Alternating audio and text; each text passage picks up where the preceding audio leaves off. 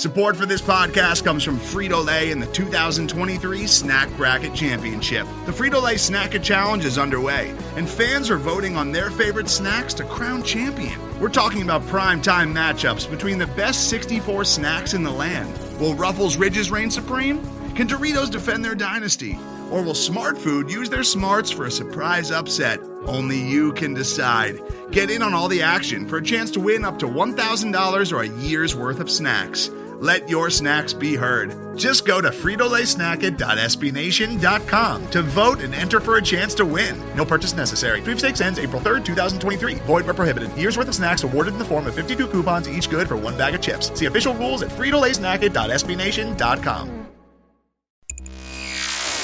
This is the Black Gold Banneret Podcast.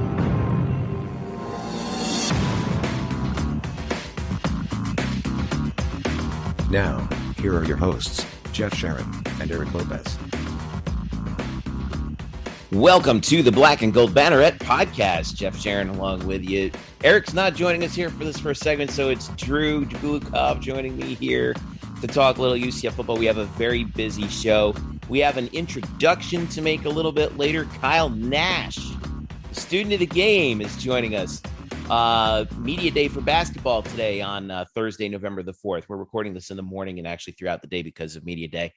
But wow, Drew, here we are. Like now we're hitting what we call the fall sports equinox, right? Because basketball's around the corner, football's starting to wind down, lots to talk about, and oh God, our schedules are about to get full for about a month.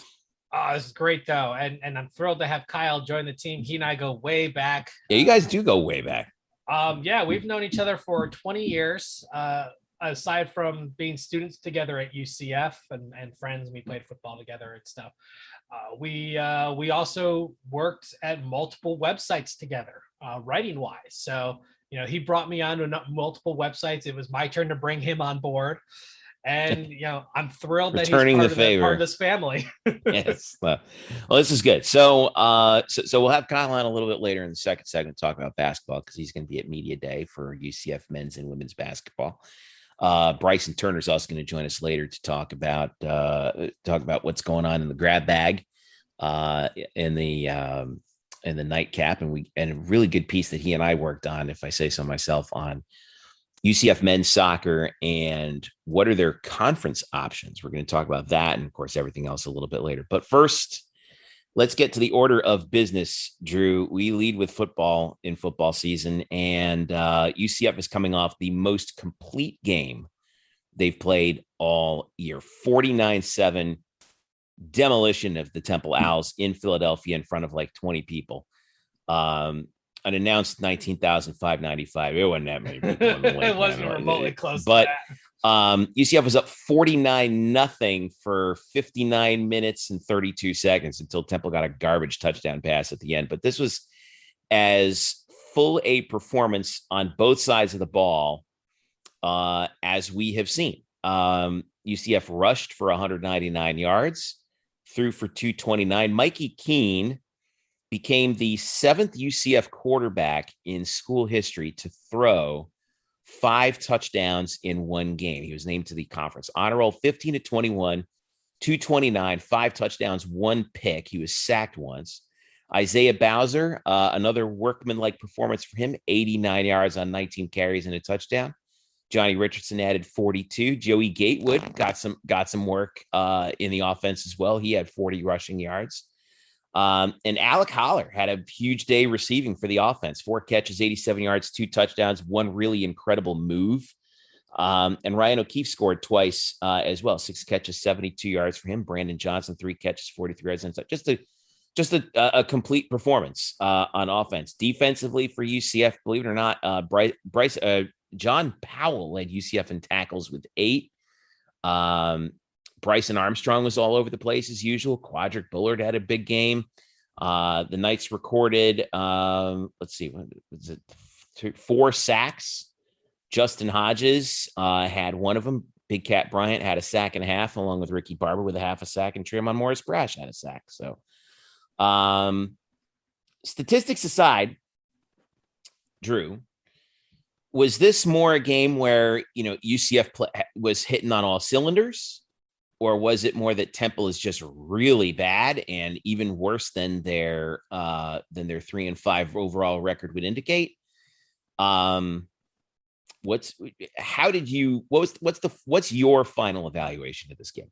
Well, I mean, Temple's bad, and Temple was bad going into the game. Temple got worse before the game started. 3 starters were out, including their 2 leading tacklers. So, I mean, this had the recipe of disaster written all over it for them, and it basically exactly was that. UCF was opportunistic. Do I think they were great? No, I don't. They did well. You're opportunistic. Yeah, I mean, they cashed in when they were supposed to, which is a good thing to see, because how many times have we seen, opportunities from this team, not just this season, in the past, just go by the wayside, right?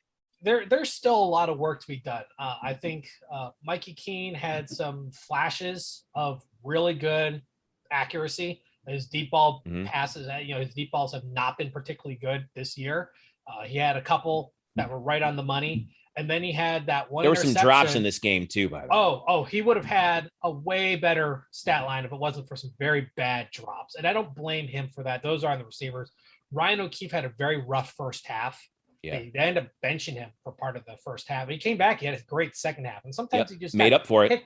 You got to hit the reset button. And, if your head's not in it for whatever reason, sometimes just get away and kind of recenter yourself is a great medicine. But that's part of why it wasn't great. But I don't criticize the quarterback for that. It's a team effort. There was a lot of missed opportunities because of those drops and just little things here and there. But they took advantage of what they had to do. I mean, that one interception that I mentioned was just an absolute terrible throw. That it's funny. You have this weird situation where it's a bad ball, and then all of a sudden it's your ball again, and yeah. Well, I mean, hey, it was that was a case of better be lucky than good. I think the interception that and then the fumble, right, which I think really was the if you could call it the turning point of the game. Well, I think it deflated any momentum that certainly deflated was going to have, because interception is a great momentum changer. But I mean, you fumble on the same play, and then UCF gets the ball 20 plus yards further upfield because of it. Mm-hmm. With a first down, because it's changed possession, whole new possession. Yep. How do you come back from that if you're a team that's already down? Like man-wise, so talent-wise, you're already down. It's hard to come back from that. And UCF just kind of stepped on their throat a little bit and just hit them hard and just didn't quit. But that stuff like that's more luck than skill. I mean, that interception was terrible. It showed the receiver and the quarterback were nowhere near in sync. The throw was nowhere near the receiver. And the receiver wasn't even looked like the defender ran the route better than the receiver. And I think, and it's one of those things where it's like, you wonder if it's like a freshman play. Like, did Mikey see him and think, oh, that's my guy? Because it looked like the defender just ran the route better than the receiver did. Yeah, and I believe that was Brandon Johnson it was thrown to, who normally was a pretty good route runner. So I mean, there was obviously some sort of disconnect between. Yeah, I think Mikey got a little duped on that one. It's possible. I mean, even though he had his best game as a college quarterback, 15 to 21, that's really good. 229, that's a career high. Obviously, the 5 touchdowns. There's still a lot of room for improvement. He took advantage of a bad defense. He's going to have to, tighten it up. Not so much this week, but in future weeks, especially if he has to start again with SMU, coming up in a week and a half. He's going to have to find some magic, and his receivers are going to have to step up for him. You can't afford these really bad drops. And it wasn't even like the throw was off and it was hard to pull in. Maybe got one hand on. These were bad drops. They were. There was 2 that were probably for touchdowns. That just blew. You had some alligator arm action going on, and it just didn't work. But yeah. That was tough. I was empathetic toward Mikey because that wasn't his fault. Yeah, those throws and you gotta. I mean, any receiver will tell you, like, and I think the guy said after the game too, is like, we got to help out our freshman quarterback. You got to help the kid out. And that was a bummer. That's kind of the, that was, you're right. You just have to help out your freshman quarterback in that kid. And yet he still was 15-21. He was efficient. He was very efficient. But he's so accurate on the run, isn't he? That's where he's best at. Which is what reminds me of the Mackenzie Milton thing, because Mackenzie was always super accurate on the run. And both his freshmen had mechanical issues. Milton had this weird push to his throw that tended to overthrow receivers, and Mikey just has a slow release. He kind of checks first and third a little bit, In fact, he almost had another pick where he was basically staring down a receiver and was just stuttering the whole time, and it allowed a defender to kind of jump in the way. That's all stuff that can be worked on. That's why you have a quarterback coach in Kinney there to help develop that. But it takes here we are nitpicking a 49-7 win, by the way. Yeah, well, you have to, because you're playing against a bad team. It's easy to get caught up in the win. The aspect, the fact it wasn't close, but there are still things that have to be worked on. And, I guarantee you the coaches look at this and say, hey, the win's great. We got some things to work on, because it's not going to always be this easy. Yeah. You look at the running game. The running game was actually relatively held in check, but that's because Temple sold on the run. They said, okay, Keene, beat us in the air. And that's what, guess what? And he did. Well, to be fair, then also UCF did run for it. That strategy didn't even really work for Temple either, because UCF ran for 199 yards. Right. So, and normally UCF runs for more. They're a run first. 4.6 yards per rush for the game. I mean, that's pretty good. Yeah, the average about 205 and change per game. So this was a little bit below the average, but they did what they had to do. The passing average is about 216. They got a little bit above that. And remember, on a couple of occasions, there was short field. There was a short field, like after the interception fumble. So you're going to get points, but you're not going to get yards. So, you take that into consideration too. But when you look at how Temple set up on defense, they sold on the run. And I go back, that's the Isaiah Bowser effect. Defenses respect him because he's hard to pull down and he can get big chunk yardage. So you have to stack the box. And when you have a quarterback who's not had much success, had no 200-yard games in his career coming into this, you're gonna force him to throw the ball. But when you're missing a pair of starters on your defensive backfield, including one who's a leading tackler, usually things don't end up too well. And that's exactly what happened.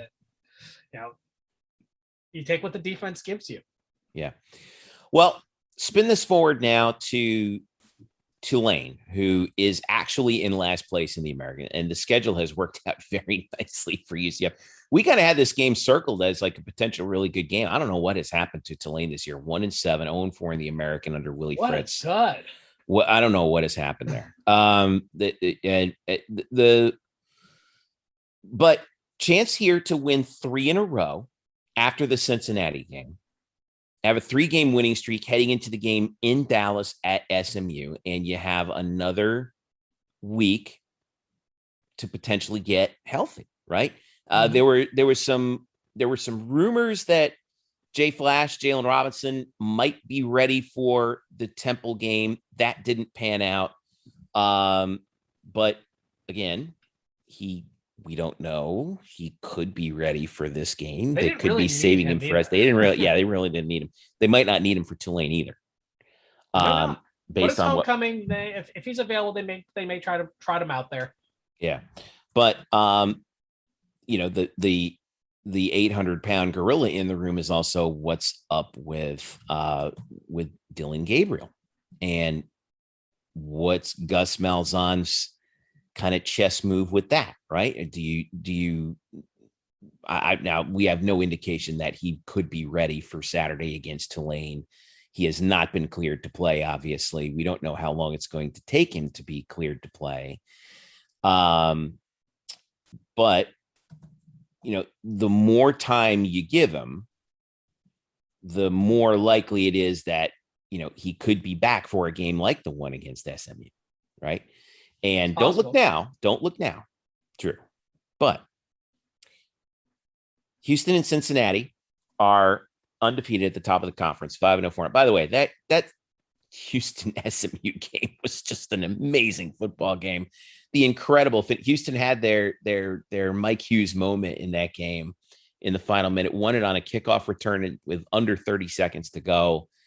The game of the year in the conference. I really do believe it so far to this point. What a win for Houston. They vaulted themselves right now into a collision course with Cincinnati for the American Athletic Conference championship game. SMU's at 3-1. But UCF is just hovering right there in fourth place at 3-2. Now, don't want to look too far ahead, right? But beat Tulane like you're supposed to. You go to 4-2. You beat SMU. You're at 5-2 in the conference, all alone in third place. And if one of these two teams slips up, there is a sliver, tiny little itsy bitsy sliver of a chance. In particular, Houston, because Cincinnati has a tiebreaker. So kind of throw Cincinnati out. But there's a little teeny tiny little chance that UCF could possibly slip into the American Championship game over Houston. All right. Now, is it going to be easy? No, because look at Houston's remaining schedule. All right. They're at South Florida, at Temple, home for Memphis, and then they're at UConn the last weekend of the season. And they have to lose all three of those conference games. Yeah, they would have to. Well, would they though, or could they lose two? If there's two losses between UCF and Houston, is there a tiebreaker? I'd have to look at the tiebreaker is. Excuse me. I'd have to look at the tiebreaker as far as teams that don't play head to head, and maybe like opponents or something. I'll have to see. I know Cincinnati would have to drop 3. Because, hang on a second. 20. These are the 2020 tiebreakers. I'm actually looking up right now. What makes things interesting is if SMU, Cincinnati, Houston, and UCF all end up with 2 losses, which is possible. If UCF wins out, SMU defeats Cincinnati, Cincinnati stumbles somewhere, and then Houston drops 2, which I don't think they're going to. I think they'll win all 3, maybe lose 1. But you never know. It's possible. And then you have a log jam to try to clear up. You got a total mess. We might have to bust out the coin for that. Well, I think they end up going with CFP ranking, but none of them are going to be ranked at that point. Well, here's Cincinnati's remaining schedule: home for Tulsa, at South Florida, home SMU, at ECU to finish out. And East Carolina, there's something about that ECU game that's like you don't know which ECU team's going to show up. Yeah, they can be really good. They can be really bad.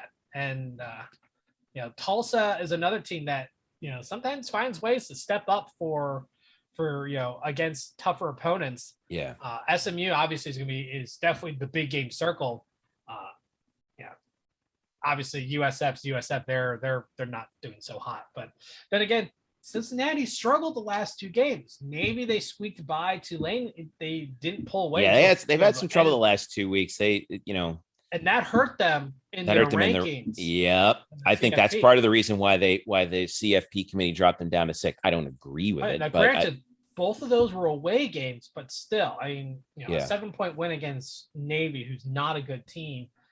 Okay, that's not acceptable. And right. Tulane, they win by 19, but that was a close game for way too long. Right. Well, speaking of Tulane, here's the word on the game for UCF. UCF is a 13-point favorite, according to OddsShark. And 96% of the money as of Thursday morning is on UCF minus the 13. 59.5 is the over-under. 100% of the money is on the over. I think a lot of people are looking at this as a sort of with a little bit of recency bias here. Tulane, by the way, 4-1 against the spread in their last 5 games against UCF. Even though they're 1-6 straight up in their last 7 in the series. I would take the spread, but I would go under. Interesting. I would take the under on it. You don't know what you're getting out of UCF's offense. It's been hot. It's been cold. it's been opportunistic. And this defense for Tulane is bad. They average over 290 yards given up in the air and over 185 on the ground. So I mean, it's a bad defense. But UCF's offense is inconsistent, and can Mikey Keene put together a second game in a row in the air that's dominant? Can the running game kind of take over? If Tulane is going to sell out on the run, okay, win it in the air. The question is, how balanced is Tulane going to run their defense? They may have to respect the pass a little bit more because of last week. That would help the running game. But you look at it. Isaiah Bowser is still not 100%. He said it as much. Yeah, you can tell. You can tell. He's still. I mean, it's such a bummer too, because he really is gutting it out there, man. Yeah, I'll tell you. He's good, but like last week, it's a blowout, and I'm thinking, why is he on the field in the fourth quarter? He should be out. There was no reason to keep him in the game longer than they needed to. They should have just at that point, just. Do you think it's one of those things where it's one of those things where maybe the coaches went to him and be like, look, if we're up, it's up to you. Like if you want some extra reps to kind of get yourself, kind of play yourself back towards 100%, go for it. But if not, you can pull yourself out. No harm, no foul. What do you do? How often do coaches, do you think, like give a senior like that kind of leverage, I guess you would say? Well, I think it'd be more like, how do you feel? And I feel real good. All right. You want to go out and give a little bit more? Sure. Let's do this and do it. Yeah.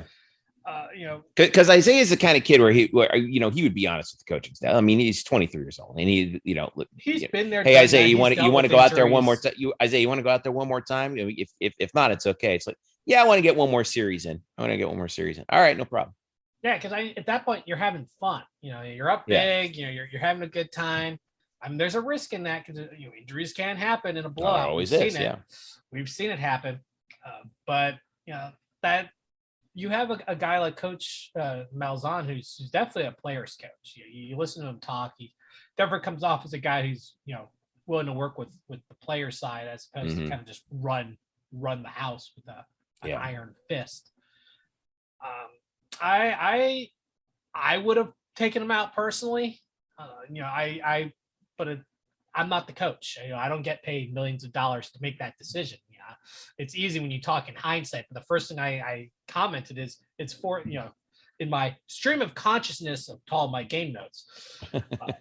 It really is. I mean, you love reading it. Pretty much you can read this and understand what happened the whole game. You turned it into your knee-jerk reactions, which is the best part. But anyway. Well, yeah, it's used for the basis. And I originally used it for other stuff. For like observations and a recap, but that kind of evolved over time in the 2018 season into the knee jerk. I think it was like game 3 is when I started doing it, and I've been doing it ever since. But, the first. I would love for you to just publish those raw notes, so you can see what they look like.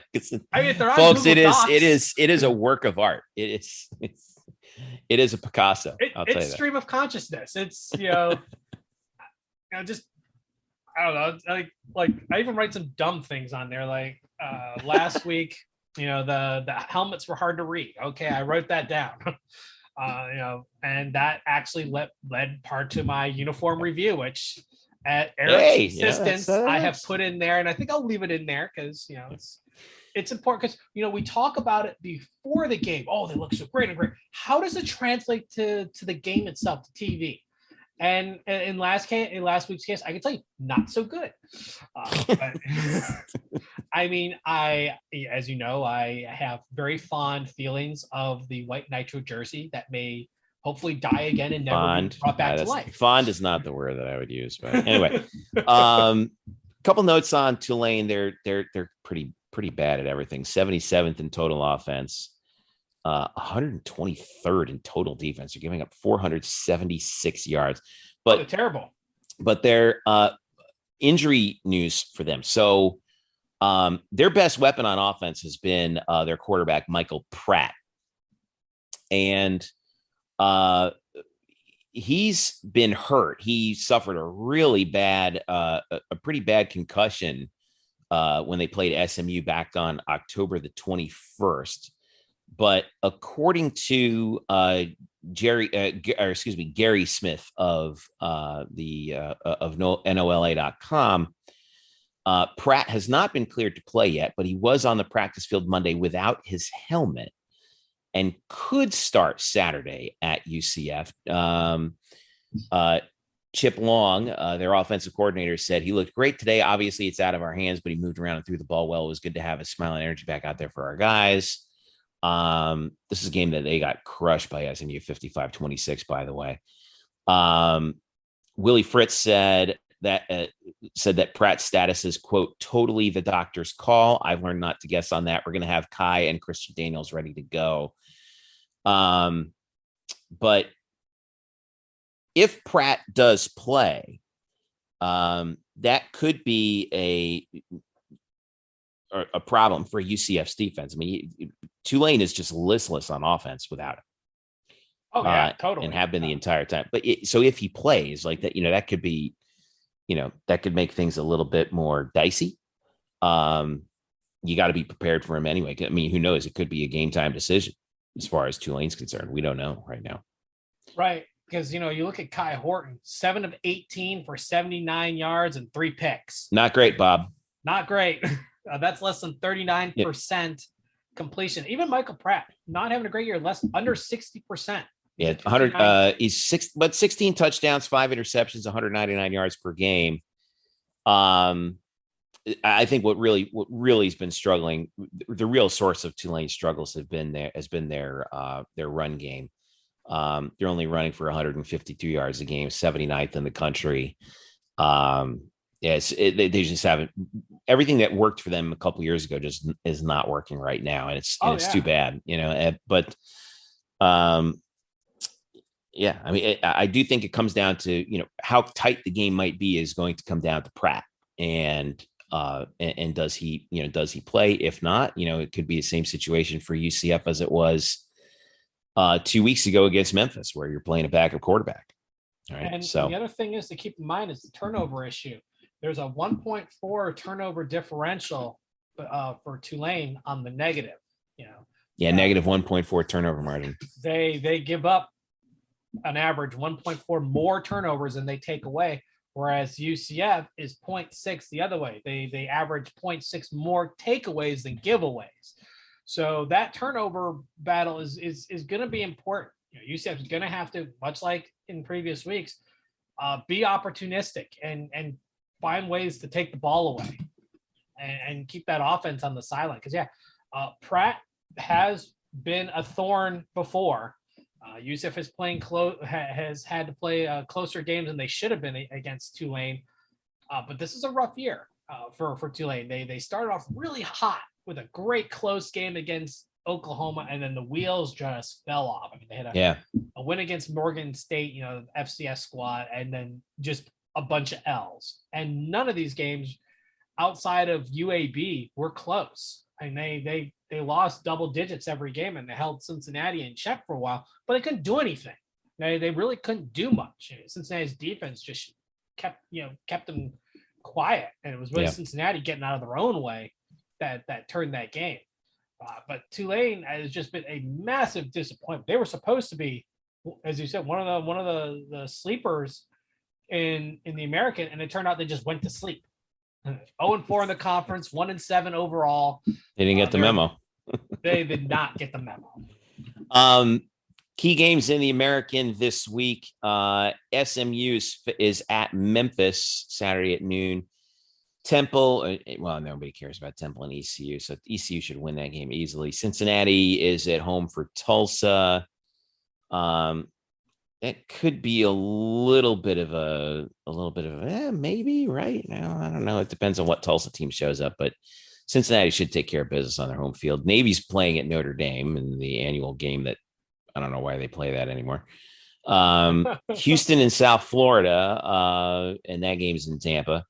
Don't expect much out of that one. Yeah, not expecting much out of that one either. And then that's it for this week. Cincinnati plays South Florida next week, Friday night. Yeah, you got UCF playing for bowl eligibility this week. They win, they'll have their 6th win and True. be bowl eligible. They'll be the 4th team in the conference to do it. And then you have East Carolina and Memphis at 4 wins each, still very much in the hunt. Navy and USF have their backs against the wall. They lose. There's your 7th loss. And I don't see them, finding a way to squeak in. Tulsa and Temple, 5 losses, red flags up.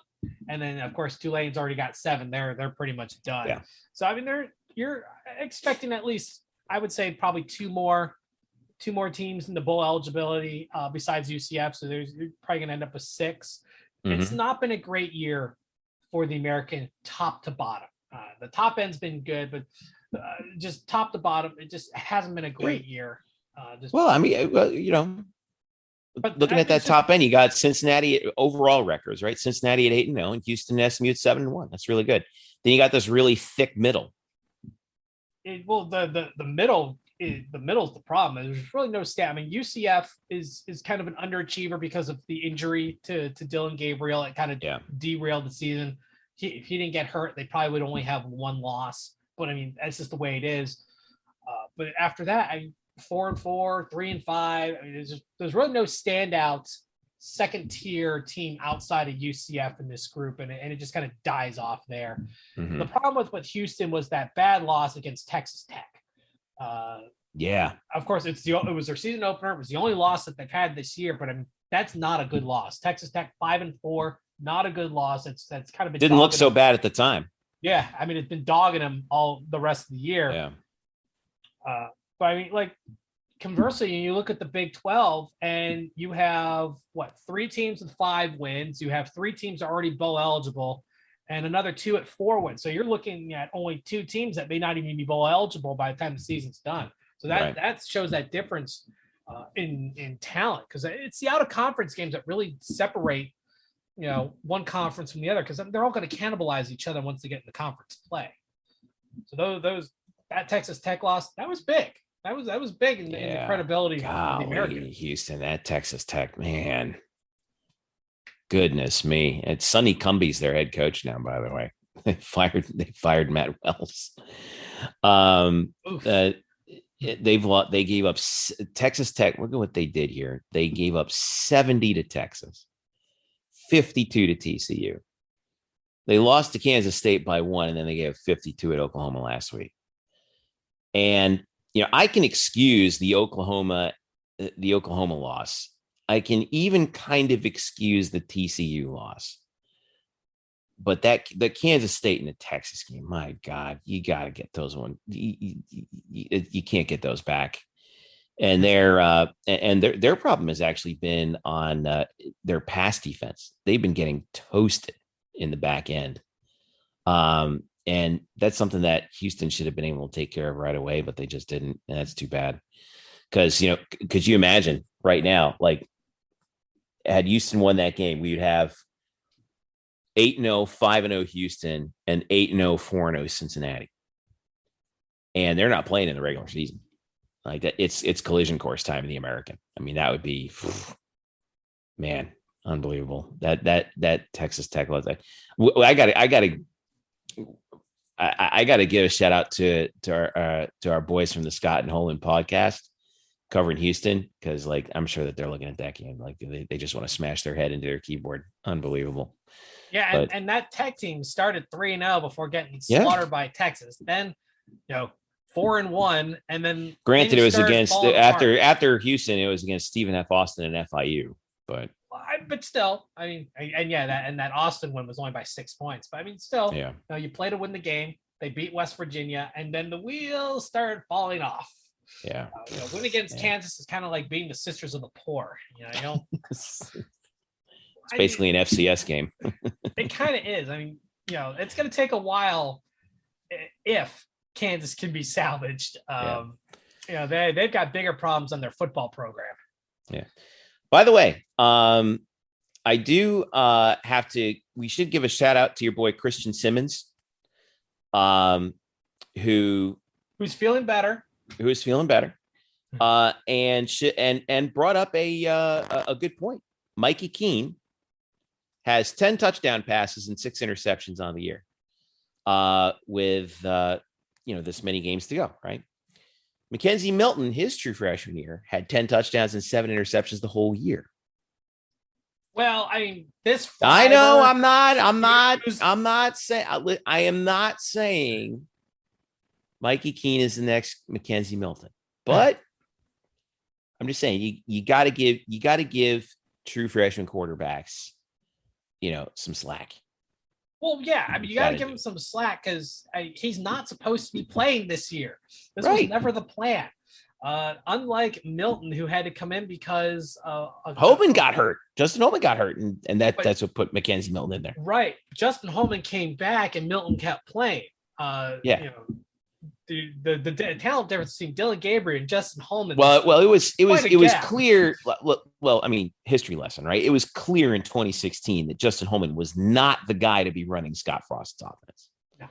Which is why he was not the guy to be running a lot of things, because 2015, he 2015 he got hurt. 24, I mean, he was obviously very up in it. But listen, I still have my lapel pin as the president of the Justin Holman fan club, because that dude, especially in 2016, as a senior, and the coaching change and everything, the ping-ponging back and forth, is he playing, is he not once did that guy complain, not once. And he had every right to, but not once did he. And that's a tribute to his character. It's a tribute to him. That's true. You're right. He was brought in under George O'Leary, who's meant to run a different style of offense. He didn't fit the spread.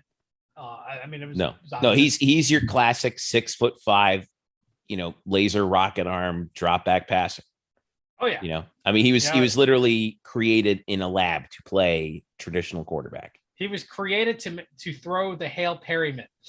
Yeah, and you always have that, Justin Holman. Shout out to Justin. I always say 2014 is the worst conference champion in UCF's history. Hey, flags fly forever, baby. That defense was one of the best UCF has ever had. That's true. Flags fly forever. Can't take them away. So, all right. Once again, kickoff for this game too, by the way, talking about totally 4 p.m. homecoming at the Bounce House. ESPNU. Not on ESPN Plus. Kevin Brown and Hudson Mason, former Georgia quarterback Hudson Mason, calling the game. Hey, did you see who the music act is? Mm-mm. Sister Hazel. I didn't know they were still doing a thing. Yeah, there's credit to those dudes, man. They still stuck around. They were like they have been riding the wave of those record sales in the 90s. They play every once in a while. They get back together. They go around. They play at Disney at Epcot during Food and Wine every year. They're one of my wife's favorite bands. So we would always go down to Food and Wine when they were playing to see them. And I mean, I like them. I mean, but here they are playing. Gaga. Yeah, I know. Well, they're playing here at UCF, and my family's going to be at this game, and I'm planning on, barring some sort of unforeseen medical issue, going to be at this game too. Back after finally recovering and figuring out how I can get through. You need to levitate. That'll solve all your problems. Just levitate. I know. Listen, I'm working on it. For a while there, I was thinking hey, wheel me in just like they on the bed, just like they did with what's his name at Liberty. Hugh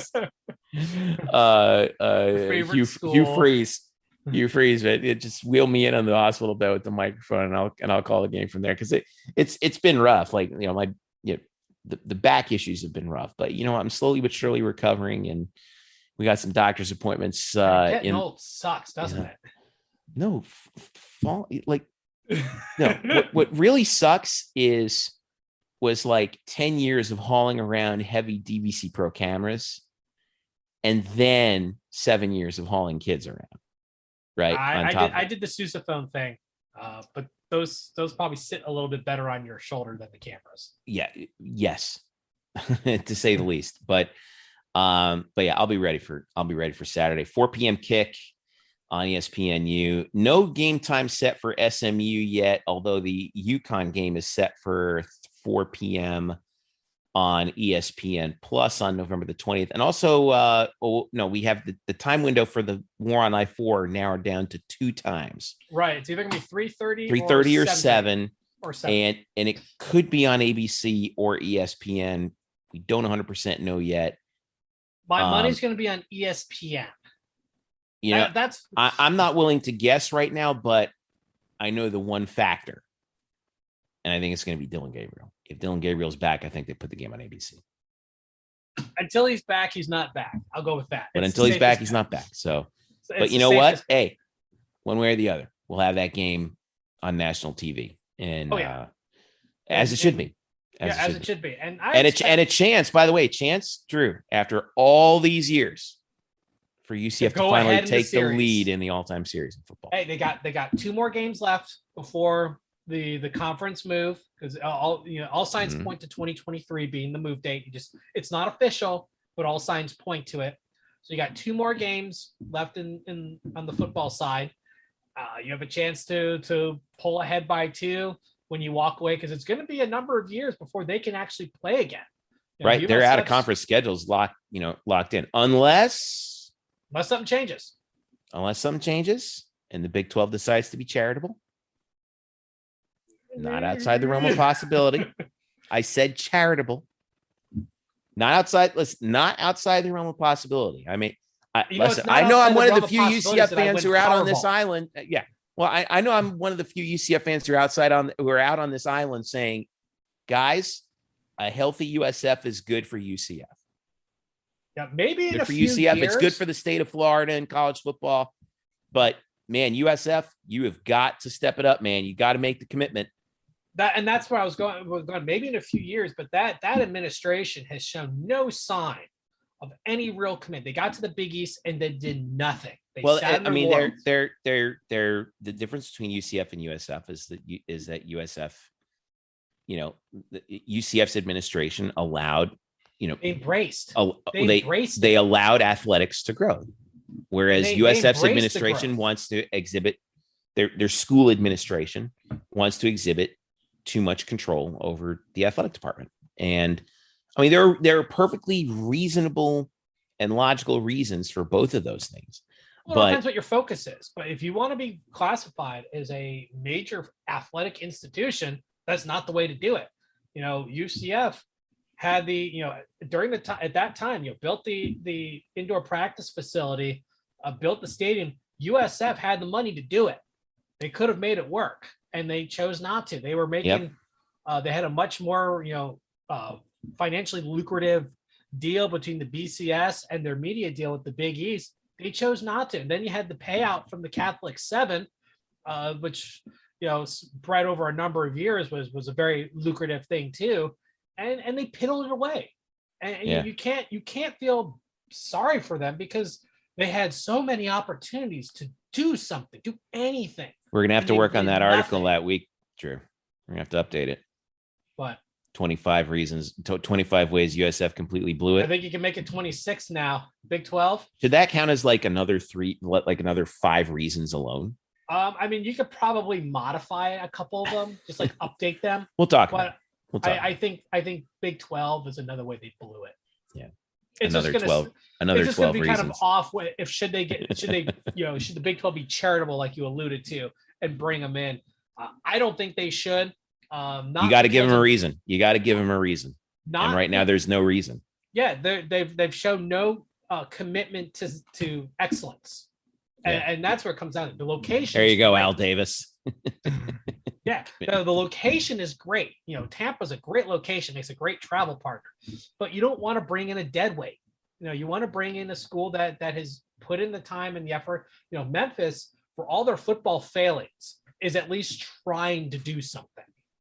I give credit. They ride the basketball wave perfectly, right? And they've, in more recent years, have tried to invest more in their football. And we saw, but they're kind of doing the opposite of what Temple is doing, right?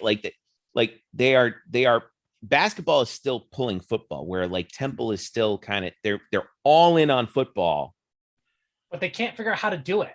But they can't figure out how to do it. Memphis at least understands, what it takes. Right. And they're working on trying to find ways to make football better. They're stuck at the Liberty Bowl. It's an aging stadium. It's off campus. They know that. So they're looking at future options. It may not be on campus, but they're looking at future options. they're actually trying to do something, and they've been trying to do something, and they put product on the field that is respectable.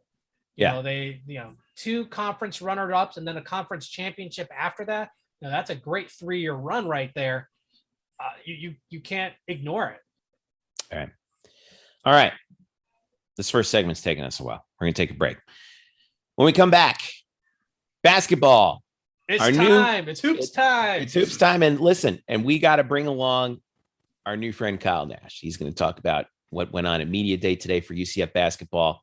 And then also Bryson Turner is going to join us to talk about everything going on, including, hey, the conference realignment shuffle. UCF's not done with it because the Big 12 does not sponsor men's soccer. And where is men's soccer going to go? Bryson and I wrote about that. We'll discuss it a little bit later in the show. But first, basketball with Kyle when we return. It's the Black and Gold Banneret Podcast. Don't go away. Back after this. Today's episode is brought to you by Cars.com. With over 2 million vehicles and 50,000 more added every day, Cars.com will match you with the perfect car for you, your budget, your life, your style. And if you're ready to say goodbye to your current car, Cars.com will get you an instant offer to cash it in. Just start by entering your license plate and get matched with a local dealer who will write you the check. So whether you're looking to buy or sell, just go to Cars.com. It's magical. Welcome back to the Black and Gold Banneret Podcast. Jeff Sharon back with you here, and joining me now, Eric Lopez for this basketball segment, along with the student of the game himself, making his Black and Gold Banneret Podcast debut. He has arrived, ladies and gentlemen. Kyle Nash, the SOTG on Twitter, the OG in your hearts. Kyle, welcome aboard, my man. Hey, I love being here. I love the setup. And hey, for those that are into Easter eggs and teasers, behind me is an original from the artist who Eric Lopez is going to be talking to this weekend. So there's a little bit of a drop for you as the new company man. There you go. I dig this. I dig this very, very much. So first of all, like we said, we're really happy to have you on board. We're excited. You've increased the IQ on this show, which is not really hard to do, but you've done it. So congrats. I'm glad it's Eric saying that and not me. You were today at UCF basketball media day for both the men and the women. Expectations it's always a game of expectations, right? I mean, and the funny thing is about media day, Kyle, like how many times have the three of us been to these media days? Like I don't want to say I can't stand media days, but it's like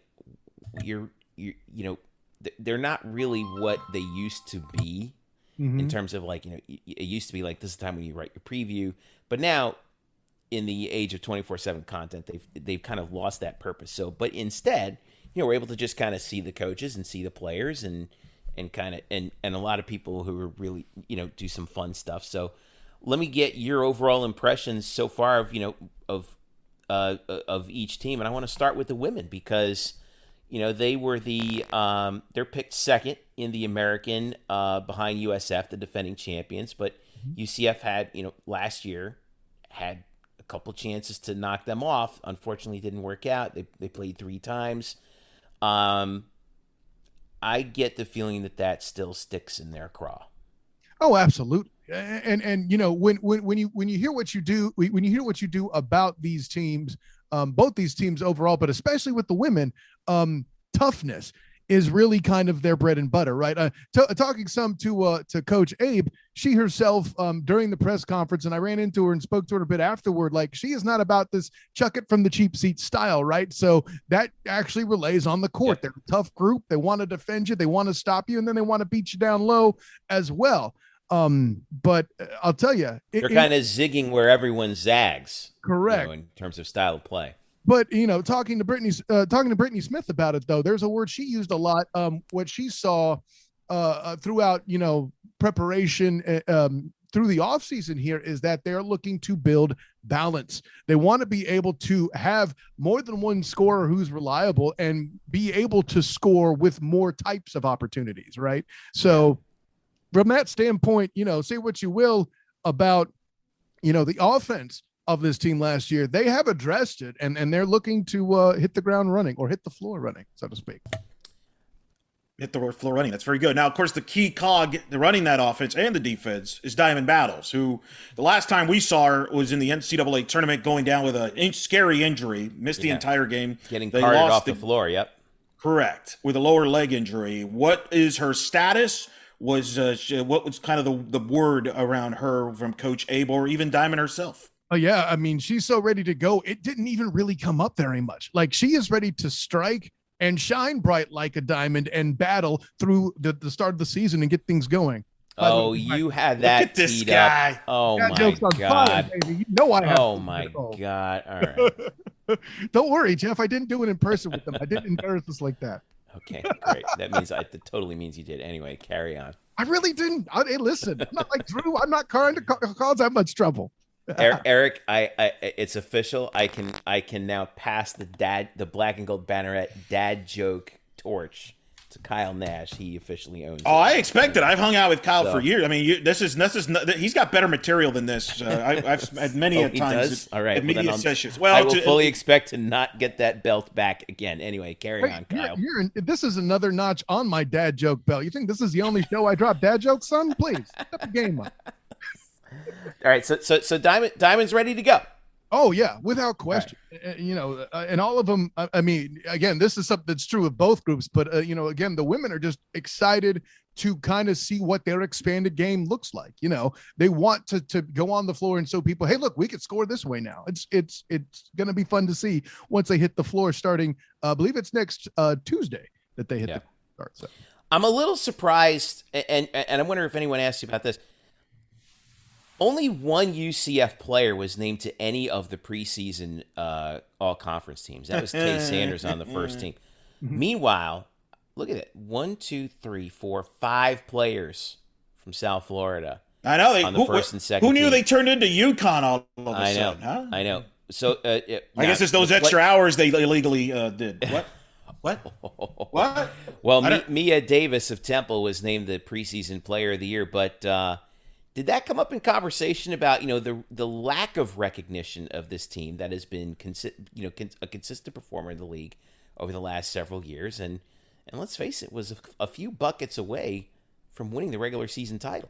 No, absolutely. It didn't really come up a lot in conversation per se, but when Coach Abe was asked about the rivalry with the team that is projected number one in the conference, unanimous selection, by the way. Coach Abe fielded it and said, I don't know that there's any addition to the animosity. Great coach speak there too. Not but I don't know if there's any more. Yeah. Not necessarily a comment on the amount of animosity that currently exists. Or I think the word she actually used intensity. I'll be fair. And just gave the speech of, I have great respect for Jose, on and on, which is code for when it's time. It's beatdown time, right? Yeah. While the specific rivalry itself didn't come up, the thing that everybody was harping on was how everything is so much the same and how this group has just somehow found a way to grow. And it's funny, Coach A mentioned having concentrating on extra time developing because of familiarity. If you want to read between the lines and see something veiled about doing that the right way, I'll let you do so as fans. But what I will add is, as far as something different that Coach Abe felt like she saw, her answer was very unique. When I asked her about what's different, and she goes, competition. Not just so much against the other teams in the conference or their excellent out of conference schedule, but within the walls of the UCF team themselves, right? You're not, the way she put it is, you have to beat somebody out to get playing time. And you got to try to beat Diamond. You got to try to beat Brittany. You got to try to beat Tay. And that is no simple task. So with that competition in mind, what's the saying? Iron sharpens iron. That's kind of the picture painted here. Could the same be said for the men's side? What did Coach Dawkins have to say? Got a lot of players coming back. Right. I would imagine it's a similar thing said over there with Coach Dawkins about the men's side. Sure. Well, that was mentioned. It was less of a focus really from Coach Dawkins' point of view. His response was stability when asked what he has this year that he doesn't have last year, because they were uniquely, name the program, gentlemen, and UCF was among the top programs, not just in the conference, but the bleeding nation when it comes to dealing with stoppages or outages of play or whatever you want to call it. And that stability is, Coach Dawkins alluded to having only 5 guys at practice. And they're really kind of imagine it's who do you play against? Listen, managers. Closest thing I could relate it to was playing semi-pro football, and we only had 3 offensive linemen, so we had to tell the defense to line up on only one side. We're going to run this play. That's all I could. But yeah, as far as that too, the other thing that the players were really harping on to is they are just anxious to hit the court. They're sick of playing one another and nobody else. They want to see some opposition and they're ready for it.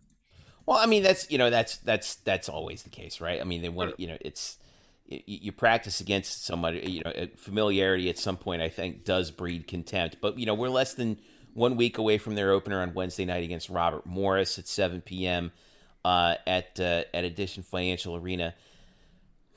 I think a lot of people sort of, the guys that are coming back, I think in particular, are what really get everybody excited. We didn't think, or we were on the record thinking that Darius Perry would not come back, and he is coming back for a 5th year. Mm-hmm. Isaiah Adams has another year of experience under his belt. Jameel Reynolds looked really good in places last year. And then, of course, you got, C.J. Walker and Darren Green and Dre Fuller and Brandon Mahan, who actually was in the transfer portal, and he decided to dip back out of the transfer portal and come back. So, of all the guys that are on there, these returners, when we saw some real talent, and I love me some C.J. Walker. I just think he's a phenomenally talented player. Who's the player that you got the most, that you left you with the impression of, okay, this guy's ready for a huge year?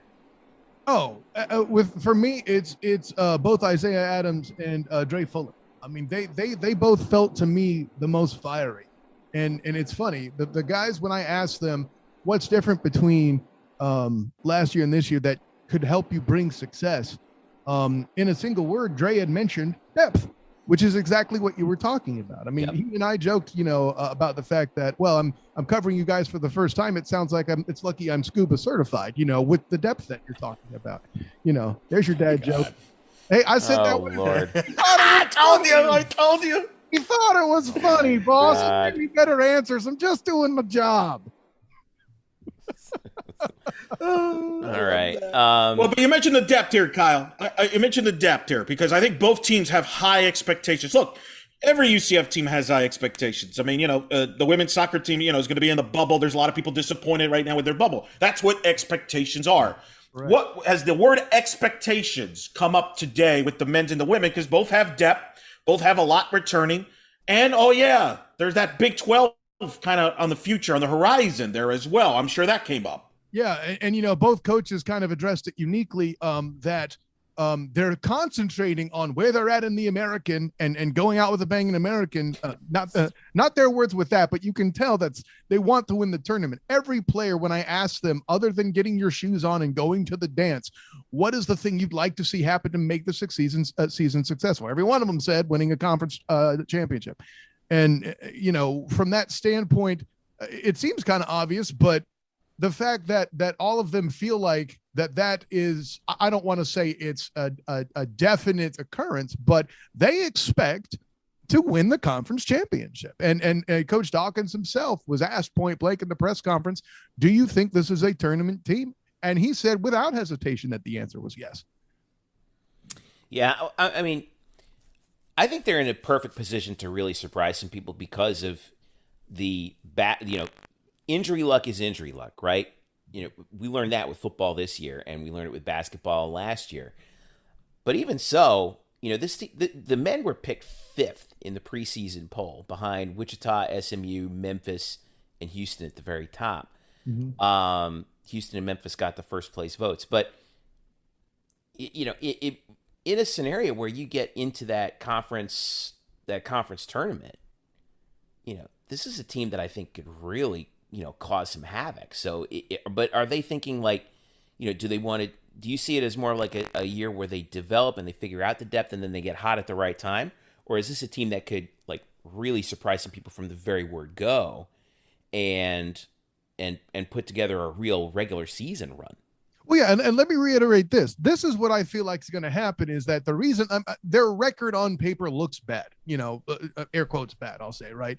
And that's, I think Coach Dawkins himself even focused on this specifically. I mentioned the 5 guys practicing and all the outages and stuff. Yep. You don't have that stability piece is what we're talking about. And now players, both men's and women's, obviously, have had a summer to work with their peers and develop. And they're going to do things that you didn't see before. Now, the women might look familiar because they were able to have more success and perhaps be more cohesive. But in the case of the gentlemen, like what you got to understand is they're going to have a better identity of what it is they're doing. There's a lot less, how you say, movement, from what I can tell, in what kind of strategy that they're using on the floor. And let's not rule out Chikembake here as a transfer. He's already a captain. That's going to change something in the identity of this team, right? And it's something like, listen, we're not there, or at least I know I haven't been there at all these practices and all these sessions and stuff to see that kind of stuff develop. It's an unfair task to try to evaluate these teams in particular, but any team in the nation in the basketball space because of all the gaps in stability of schedules and things like that because of COVID. So, I wouldn't take it as a slight, because what else do they have to go on? And because of that, I think they're lower. Well, and the league is strong. I mean, Memphis is loaded. Houston's a Final Four team. The men's conference is much stronger than the women. The women, it's a big gap from 1 and 2, and then everybody else. Right, but I would also say that the men last year, this is a team that won 7 of its last 10, and 2 of the games they lost were by a combined 2 points. Right, 5 of the last. So, and they were on a pretty good hot streak. They had won 5 in a row prior to getting eliminated from the conference tournament against Memphis by 8. So, you don't have to look too hard to see like there's something there that's really that's brewing right now. I don't know if it's fully cooked, but it's on the verge of boiling, I think.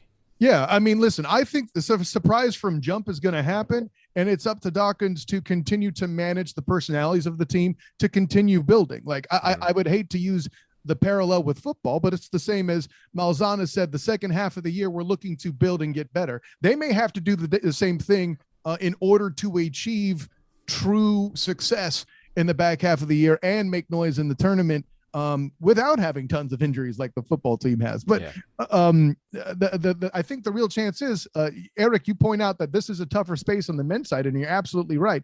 But that's the nature of tournament sport, right? They're in a position where they could have that puncher's chance and make some noise, Well, and they better get used to it, because they're going to go to the number 1 conference in men's college basketball in 2 years when they go to the Big 12. So they better get used to it. From an already very good conference, by the way. I'm glad you guys mentioned that too, because both coaches, were asked about the RPI, and Coach Dawkins in particular mentioned, and I think Coach A might have alluded to it as well. The tough out of conference schedule isn't just for RPI, but to prepare the program as a whole of what the future is going to look like. Because it's not just, a nice out of conference. That's life upcoming, right? Yes. No, absolutely. Look, from a fan standpoint, there is no sport that's a bigger winner going to the Big 12 than basketball. The level of basketball, I mean, it is going to be incredible on both sides, especially on the men. I'm telling you, it's still going to be the number 1 conference. You got a marquee franchise like Kansas. That's down the road. You picked a good time to join us, Kyle, this year, because I would argue that both the men and the women this year, as far as their schedule, have the biggest non-conference home game in the history of both programs. The women will be hosting Tennessee, which is one of the biggest brands in the history of women's basketball, arguably women's athletics. And then the men will get a visit from Juwan Howard in Michigan, who's a national title contender and a huge brand in all of college athletics on December 30th. Okay, wait a second. So you, Eric Lopez, are telling me that when Memphis, who was a Mario Chalmers 3-point basket away from winning a national championship. That team didn't come here that year. Memphis didn't come here that year. No, not Derrick Rozier didn't come here. Trust me. I was not happy that I didn't see Derrick Rose in person. They were not. Right. I forgot. They were not there. Yeah. But that, by the way, but second of all, that's a conference game. That was a conference. What I'm saying, this is the biggest. Still a big game. It's a big game. It's not Oklahoma, but the biggest as well. That's what I would ask. Yeah, Oklahoma's good, but Michigan is a national title contender this year. They are legit. They're playing arguably, they can win it all. That's marquee. The Fab Five, Michigan basketball, the jerseys, the best jerseys in college basketball, maybe there. And then Tennessee, man, Pat Summitt, Kelly Harper, the women. I mean, this is a huge step for these programs because all three of us, we went to school here. This was a pipe dream 10 years ago. This would have never happened. It's a credit to both coaches. Well, yeah, it is a credit to both coaches, but it's also a credit to the progress that the program has made in general, right? I mean, there's no way Michigan goes on the road to play an Atlantic Sun Conference team or even a Conference USA team. You play a team in the Americas. For sure. No, for sure. Yeah. For sure. I mean, was there talk about that, Kyle? Was there talk about the schedule from that standpoint? Oh, absolutely. Yeah. And I think it goes with that same, this is going to be life upcoming. Yeah.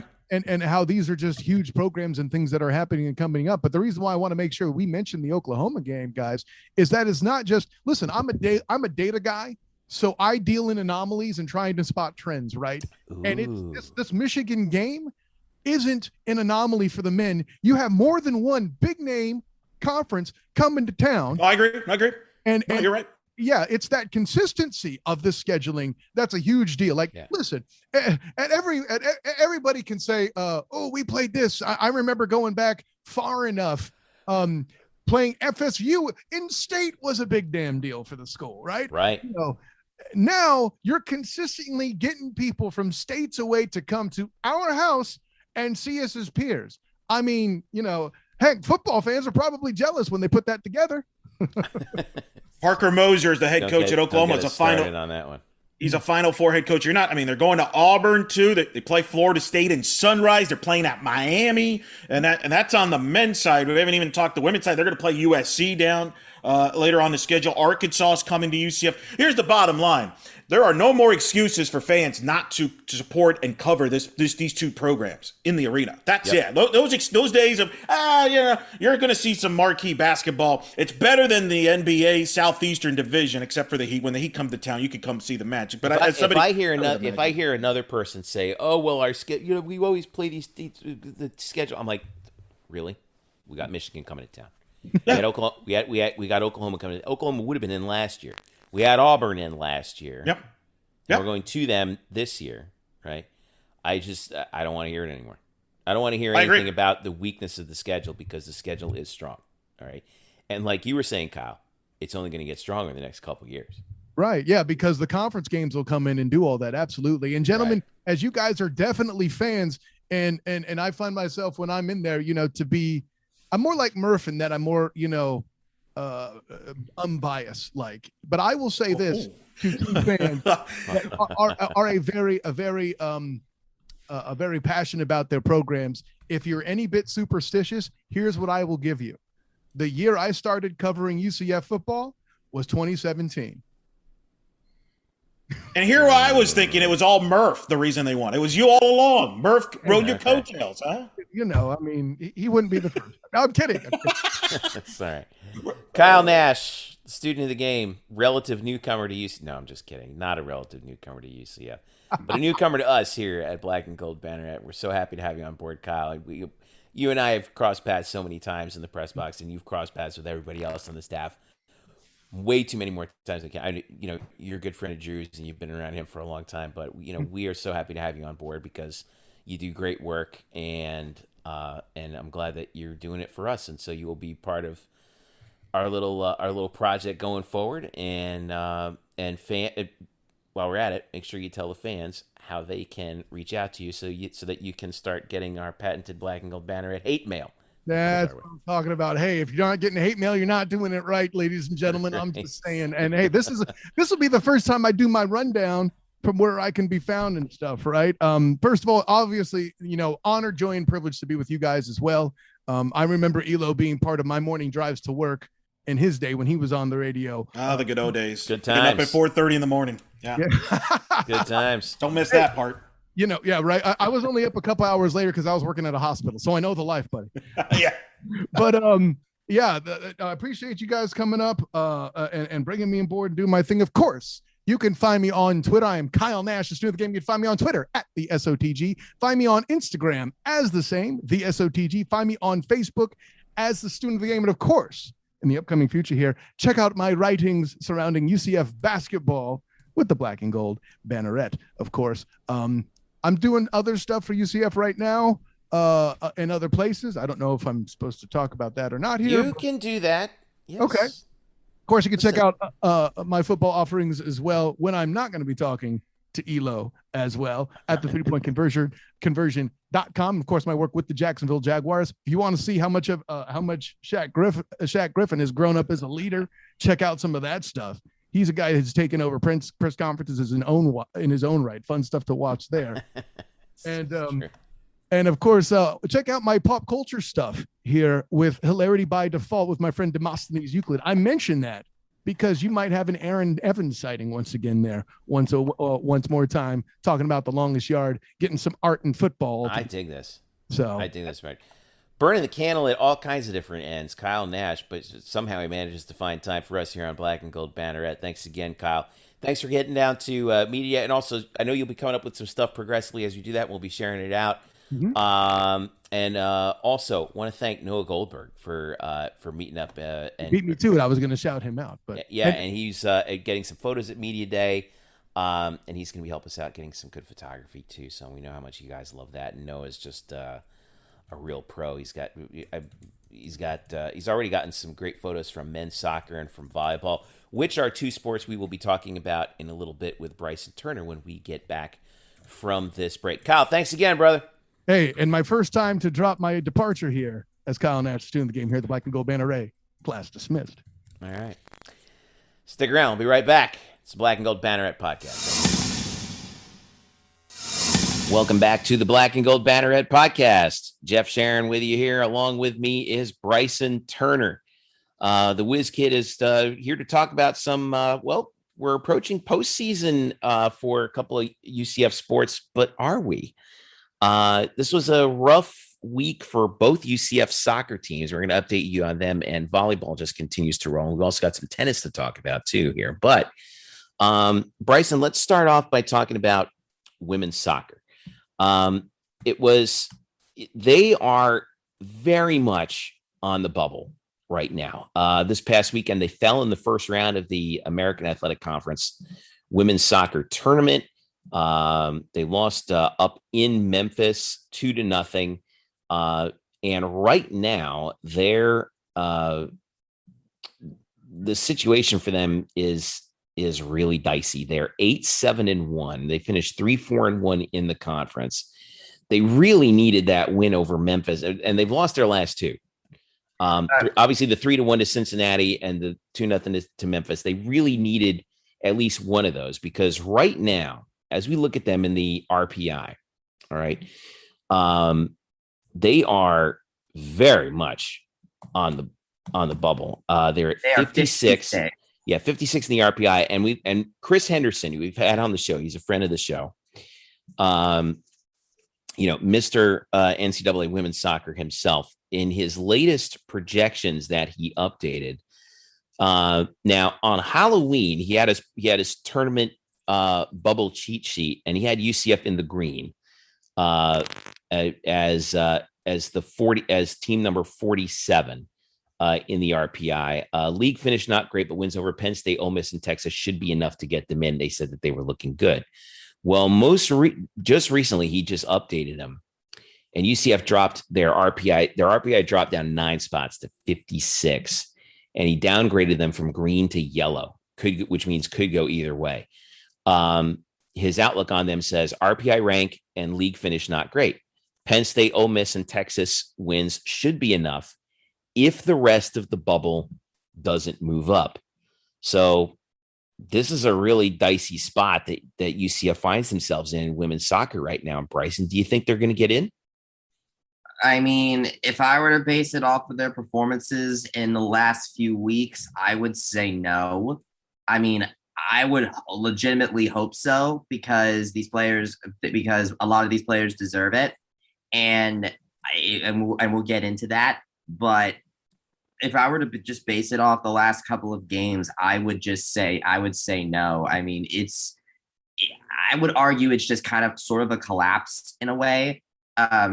Looking at the stats, while the Cincinnati match was very much like a low offense match on both sides, Cincinnati just got more opportunities into the goal there. For Memphis, it was just completely being shut down, at least on just the whole team just got shut down. The Memphis shot the ball 20 times, 8 of them on goal. UCF shot the ball 2 times, one of them on goal. And honestly, really shocking. Corner kicks also, Memphis had a 7-1 advantage. Yeah. I don't know what happened. I have no idea. Well, this week, I would just say it's just if we haven't already, it's an indictment of the UCF offense, of this offense, because if looking at these stats, there have been 31 goals scored by UCF women's soccer this season. 10 of them come from just Kristen Scott alone. And even then, she's normally scored like 2 goals a match normally. So essentially, is my point is that 1/3 of all of UCF's goals come from this one player, and she doesn't score every game either.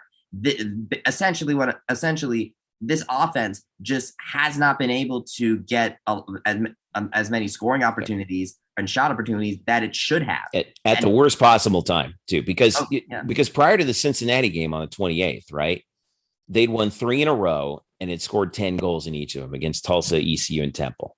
So, I mean, we were thinking at that time that the offense was doing just fine, but then all of a sudden, only 1 goal against Cincinnati. And then, at the worst possible time, they just did not find the offense. And it's too bad because, we look at the postseason awards, UCF had players took home 4 postseason awards, all well-deserved. Caroline Delisle was named the goalkeeper of the year. How about that for timing with your profile of her? Kristen Scott was, like you said, was first team all conference. Daria Rajai was named the midfielder of the year and first team all conference at that position. And then Ariel Young was named to the all rookie team. So it's, the talent's there. It's just that, man, obviously that kind of shows you what's going on with UCF. Ariel Young, obviously a defender, making that all rookie team. She's going to be great. And Kristen has had such an amazing year, but man, it just kind of came apart at the wrong time. And you know what? They still might get in. Oh yeah. I mean, if that non-conference schedule is valued a lot, then yes, I would certainly say that. And credit goes to Coach Tiffany Roberts-Sahadak for that, because we talked about that tough non-conference schedule. Yep. And it looks like it could pay off for her. So we'll have to see what the selection show on November 8th. It's streaming on NCAA.com at 4:30. Mm-hmm. But we're in a bit of a limbo right now. But Caroline Delisle certainly deserves what she's got. She has an 81% save percentage, and she has the most saves in the conference from a goalkeeper, not from Temple, but Temple, has the goal shot at them all the time. But I think that, and Eric and I kind of talked about this a little bit before the show a couple of days ago, is that the fact that UCF was the 6th place team, the 6th seed, and Caroline Delisle still got goalkeeper of the year, I think really speaks to what coaches think of her and how much they value her and how she's contributed to UCF's success. And I think I've said this either on the show or off, that the reason that UCF is in this position in the first place with the way their offense is performed is because of Caroline Delisle and the rest of the defense. Without Caroline Delisle, or at least a goalkeeper of that caliber, I think the argument could be made that we could probably have been down there with only a little bit better than Temple this year. The reason we're in the playoffs is because of Caroline Delisle and her defense of the net, and that's why she's goalkeeper goalkeeper of the year. She's just a genius back there, man. I'll tell you, boy, it's so fun to watch. I'm so glad. And again, well done on that piece that you wrote it, folks. If you haven't read Bryson's piece on Caroline, you need to do it. Go to Black Gold Banneret right now, and watch it because and read it because and watch the interview too because Caroline is just fantastic. Let's move over to the men's side here real quick because I want to see. They have one game left, and it's the big one. It's against number 5 Tulsa on Friday at 8 p.m. This team has lost 2 in a row, and they've given up 9 goals. This is a team that's also kind of picking a bad time to have a bad stretch, and the reason for them is looking at their RPI, they're down at 60 at 8-6 overall.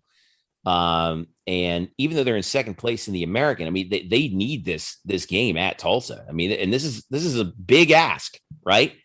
But they need this game against Tulsa in order to have a shot. And I think, and then also they need to do something in the championship. So what's your outlook right now for them with this Tulsa game coming up? The momentum is not there. I think the ability, they can do it. The problem is the momentum is definitely not in their favor. And the fact that they have to go on the road against Tulsa is definitely not ideal. I mean, sure, we beat them on our home turf. So that means, they definitely are beatable, which is good. And it's certainly a cause for hope, but oh boy. I mean, going on the road against the number 5 team in the country is a huge ask. And then going into the tournament, we're going to probably have to play either them again, yep, or SMU again, or possibly Memphis again. And so, and that of course we lost to Memphis earlier in the season 3-0. Now, it seems to me that those games, it's because they feel like outliers, and like Memphis, for example, like between them, they have 3-2 win against USF and then the Tulsa win. So, it's clear to me that there's a bit of an instability to this team that we just don't know what we're going to get out of them. They certainly have the ability to, but it's just been very mixed. Tyler Levine, for example, the redshirt freshman goalkeeper, has been having a fairly great season behind the net. Coming into this week, he was 7-1 as a goalkeeper. But of course, as I've said with freshmen and redshirt freshmen, you sometimes have to anticipate. Sometimes you're going to have times where they're I guess their freshman shows, I guess is the best way to say it. And freshman or freshman, right? Almost half of his goals, 9 of his 19 goals allowed, were given up in the last 2 games. So obviously, that's also partly for on his defenders as well. But that's just what the stat but I think that just kind of shows, I think, the defensive collapse that UCF men's soccer has had. And then they've also been outshot as well. Of their 6 losses this season, UCF men's soccer, 3 of them have been by 3 goals or more, including one game against Memphis and their most recent game against SMU, that 5-0. And believe it or not, the other 3 have all been by 1 goal, including the overtime loss to South Florida. I think that one hurts probably the most. Oh yeah. Because, looking back on it, and you look at the standings, like USF is second to last in the conference. They're 3-5-1 in the league, 5-7-2 overall. That's a bad loss. And the fact that UCF was almost able to sneak it out in overtime, but didn't, I think is a real, that one hurt. That one really hurt. I mean, it does not help the case. No, it does not. And the Memphis loss really didn't help either because they're 5-8-2, 4-4-1 in the conference too. So, but if you sweep Tulsa, this could really, things could get really interesting here all of a sudden. So, oh yes, very much so. Now it's going to be a little hard though, because one thing that we did not mention that happened in the SMU game is that Mauricio Villalobos Vega, the team captain and senior midfielder, got 2 yellow cards, which means he got the red card, which means he's going to be suspended for the Tulsa game. And I'm telling you what, if there's a game you don't want your team captain suspended for, it's that one. So this is so I think that we said with the other Tulsa game, I mean, we basically came off with a bad loss against Memphis going into that Tulsa game and they ended up winning 3-2. So here we are again, exact same scenario, coming off a 5-0 loss to SMU. And now you're going on the road to face Tulsa. So honestly, I think this is really might be the make or break moment, I would argue, for UCF men's soccer. So lots of intrigue happening with men's soccer with one regular season game to go. And then, of course, the tournament, which Tulsa will host. And 3 straight games in Tulsa, possibly. Right. At most. So, and possibly two against the Golden Hurricane to boot. Speaking of intrigue about men's soccer, you and I collaborated on a piece on the Black Gold Banneret earlier this week about, the conference realignment carousel is not done yet with UCF. Yes, the Knights are in the Big 12, but that's for every sport except men's soccer because the Big 12 does not sponsor men's soccer. Only one Big 12 school actually plays men's soccer. That's West Virginia. They are in the MAC, and we're scheduled to move over to Conference USA, but we don't know what's going to happen with Conference USA. And then some news dropped with the Sun Belt Conference announcing that they are going to restart men's soccer as a sponsored sport.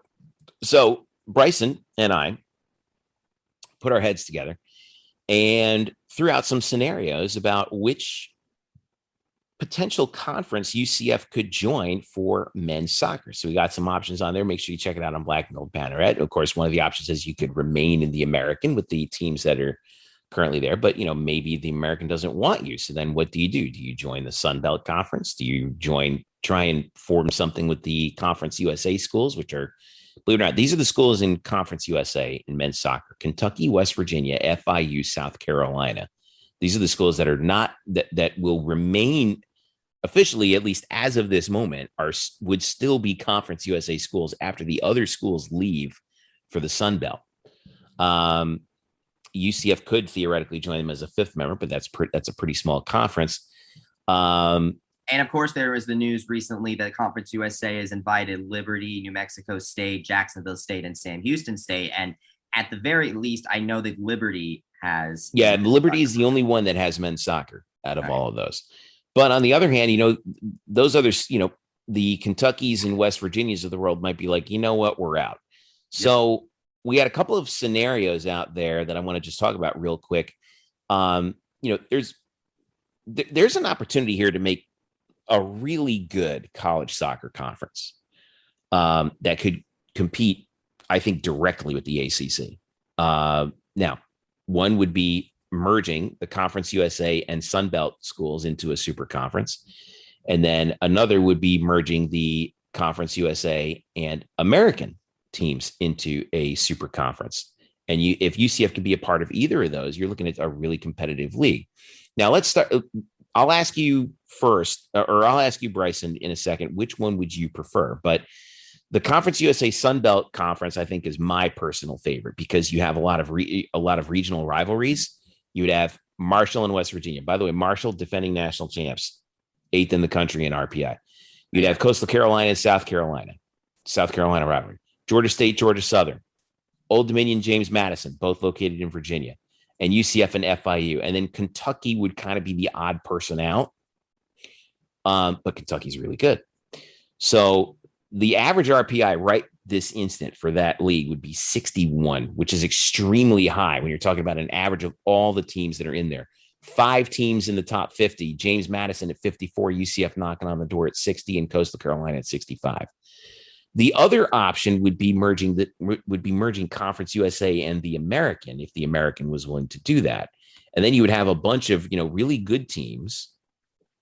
It would be a mix of brands and markets. So what would that look like? There would be Tulsa, right now 10th in the RPI, Kentucky, big brand, West Virginia, big brand, FIU, big market, Charlotte, big market, SMU, big market, UCF, big brand and big market, South Florida, big market, Memphis, big market, FAU, big market, South Carolina, big brand, Temple, big market, UAB, big market. So now that average RPI is 70. Now, the disadvantages we've been saying about this is that's some pretty disparate travel situations. And you're also looking at a conference that would be the largest in Division I men's soccer,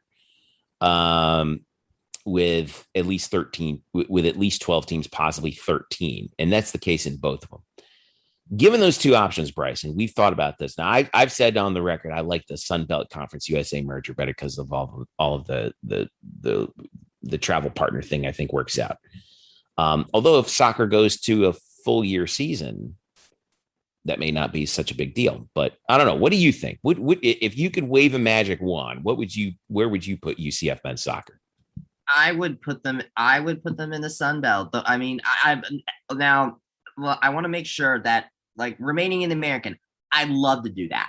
I mean, to certainly the easiest option to keep these rivalries with SMU and Tulsa and USF, because that would be the only place the War on I-4 would survive as a conference game. Yep. Plus, you would add FAU to that, another in-conference team. Oh, for or sure. Another in-state team, I should say. I'd love that, but unfortunately, as we've seen with both the American and now recently James Madison, that conferences can be very petty. Oh boy, that James Madison situation is, oh my gosh. Oh, I know. What a travesty that they're agreed. putting those athletes through. Don't get me started. I probably should avoid talking about that lest this become adult language only. But anyway, you can check his Twitter. I'm sure you can check his Twitter. He'll talk about. What an outrage! Outrage. Anyway, go ahead. Yeah. So my point is, by mentioning that, is that conferences can be petty. And so since UCF the American Athletic Conference men's soccer programs they need 6 schools in order to survive. And with the new schools they're bringing in with Charlotte, FAU, and UAB, they don't need UCF men's soccer to survive. They don't need them. So unless UCF men's soccer unless they really want to have UCF men's soccer because they're really good, I mean, they can easily say no, especially since they are already leaving for the full thing. So yeah.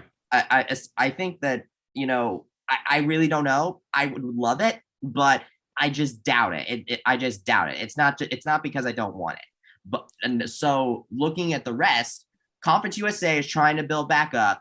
So it's very unstable, but if they can manage to stabilize, then it could be a very good soccer conference if they manage to get the programs and stabilize.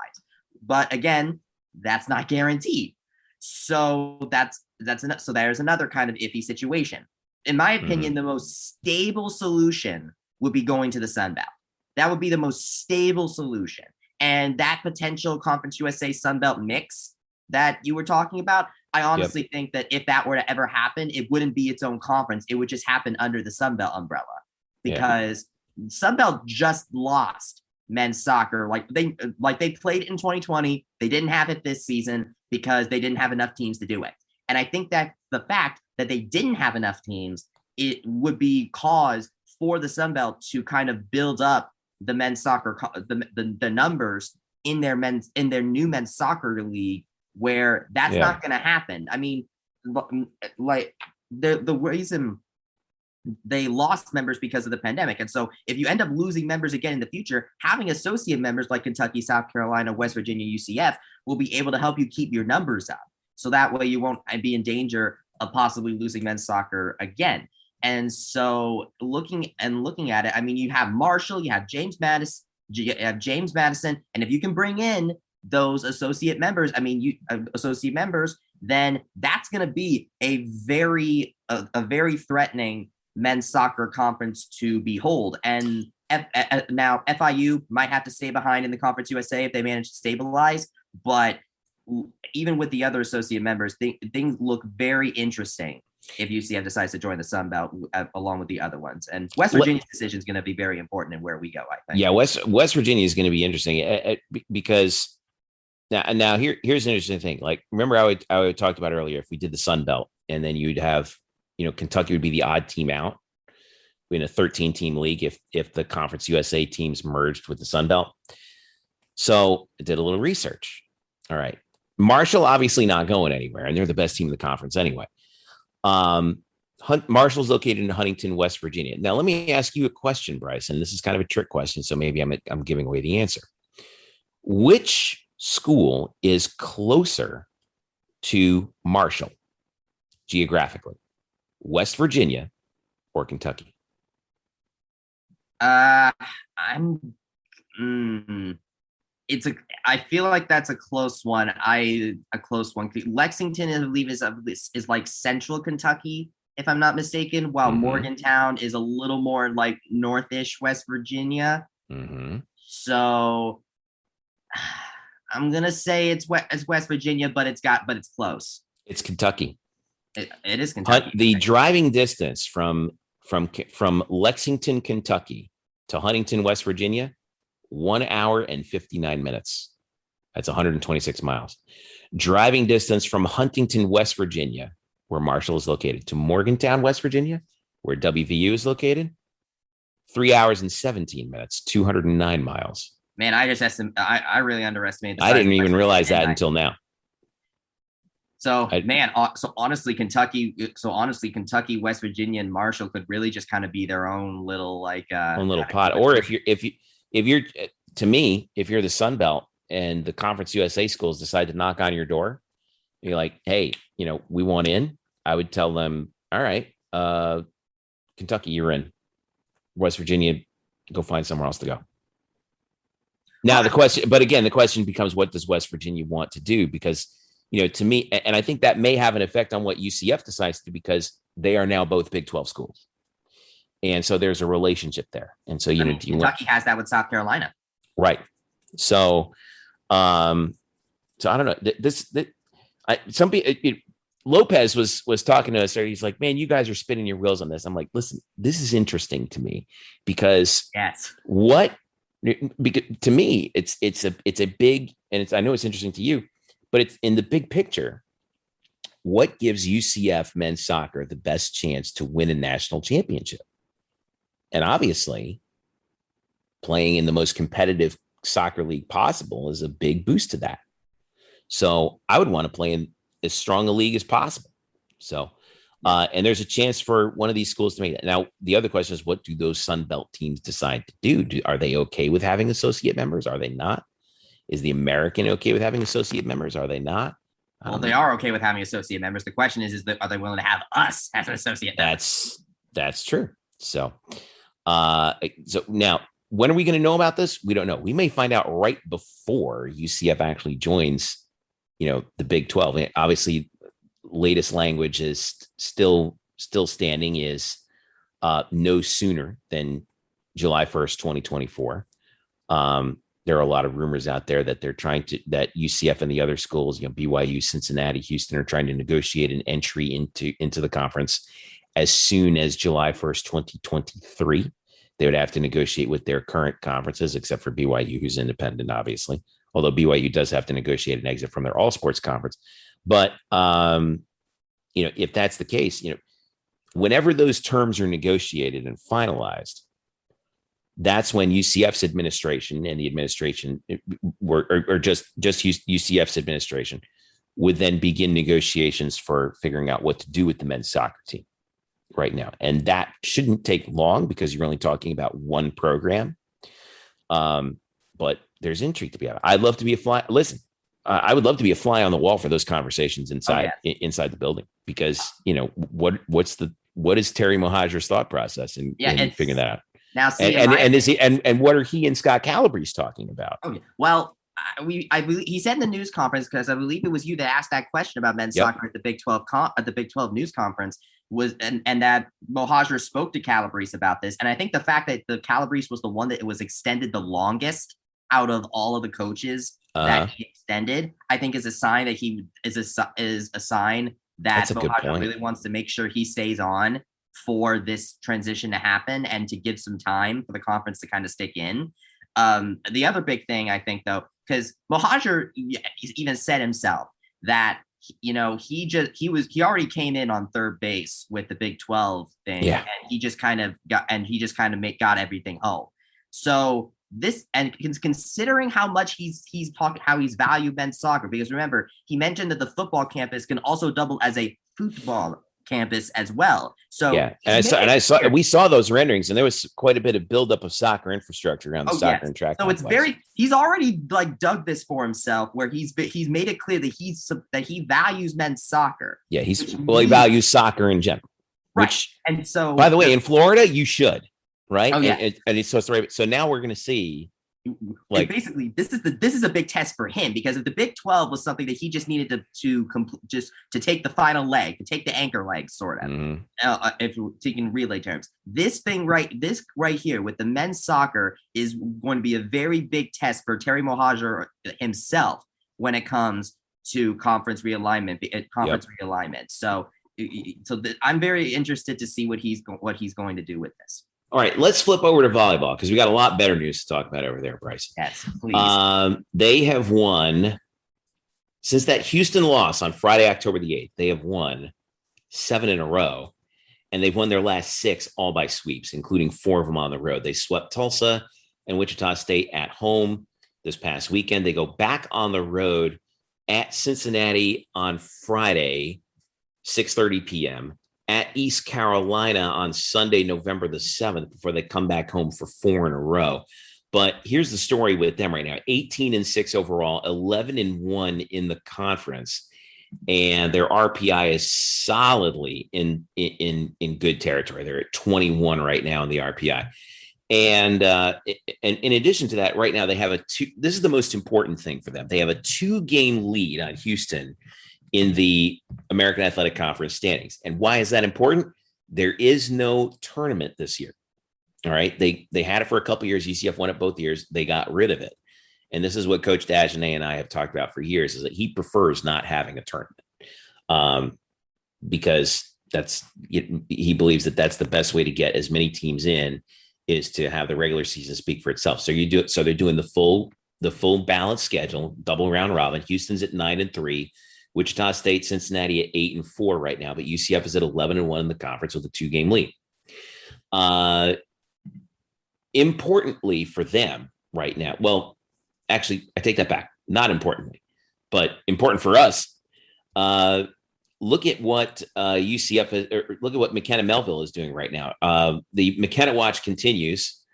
Right now, she is 3rd in the country in total kills, with 437. She's 3rd in the country in points per set, 3rd in the country in points. She was 1st. Now she's dropped down to 3rd, but hey, that's, 3rd's still pretty good. 9th in total swings with 1,087.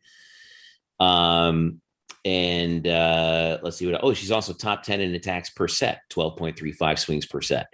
All those numbers, she's number 1 in the conference, except for total attacks. She's actually 2nd behind Abby Jackson of Houston, who herself is having a very good year. But this train just continues to roll. And, right now, big weekend at Cincinnati at ECU. Like we said, Cincinnati's tied for 2nd. ECU is at 4-8 in the conference. They're in the bottom 3rd.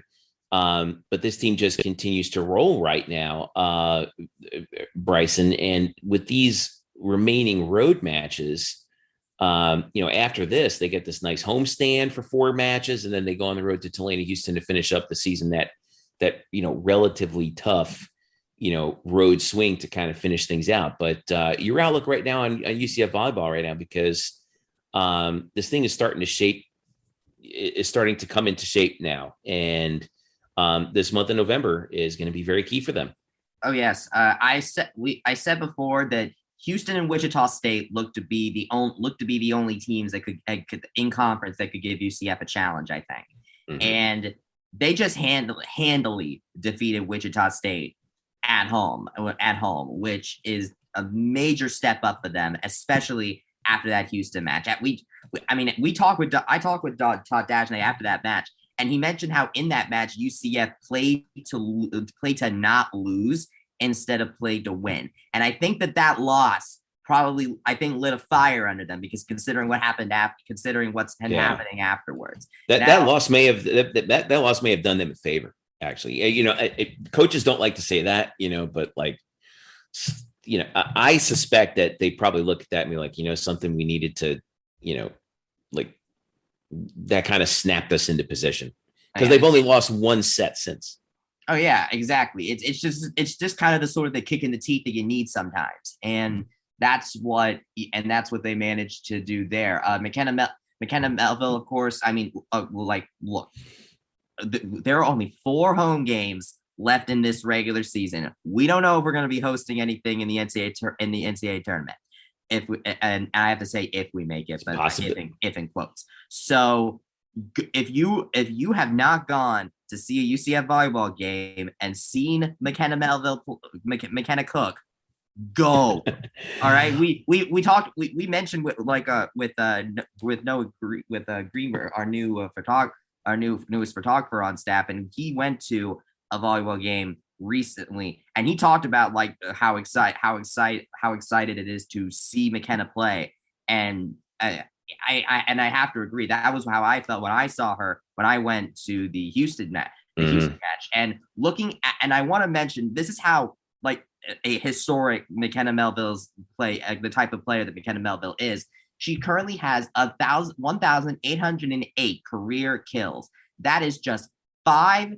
That is 800. Yeah, that is about 5 kills, less than 5 kills away, because to the 1,811 total. So that's 3 kills from Miriam Metzges, who is 3rd all time in UCF volleyball history in career kills, and the 2 above her, Renata Menchikova and Tyra Harper. These are all players that have played in the 90s, which means that McKenna Melville, the total kills that we're seeing out of her, we have not seen a player do since the 90s, and she still has another year of eligibility left. And that was before the rally scoring era too, when you, in order to get a point in a match, you actually had to win that point on serve. Now you can win a point on every point, but you're absolutely right about that. We're looking at right now, I'm trying to see, I'm pulling up that list myself. Yeah, right now. So you said McKenna's at 1,808. Is that right? By my last calculation, yes. So 3 more from Miriam Metzges to get her into 3rd all time. Tyra Harper is at 1,932. So that's a little bit more than 100 away from McKenna right now. I think she could probably get to number 2 by the end of the season. Renata Menchikova right now is at 2,151. I don't know if McKenna is going to have a shot at that, but at 1,808, there's an outside shot, that she could get to 2,000 kills by the end of the season. And let's say she averages now. This past match, she had 18 kills. Let's say she averages 20 kills per match. There's 8 matches to go in the regular season. That would put her at 160. If UCF, give or take, right again, no tournament, so you can't add those matches on. But if you get to the NCAA tournament, if UCF gets to the second round, she could get to 2,000 kills if she averages 20 kills a match over the next 10 matches. Of course, if she really turns it on and averages more than that, she can get there by the end of the regular season, but we really don't know yet. And I'm fairly certain that Coach Deschanel doesn't want that to happen. But, if you have to let McKenna cook, let McKenna cook. But yeah, I really, we are watching history right now. We are witnessing it firsthand.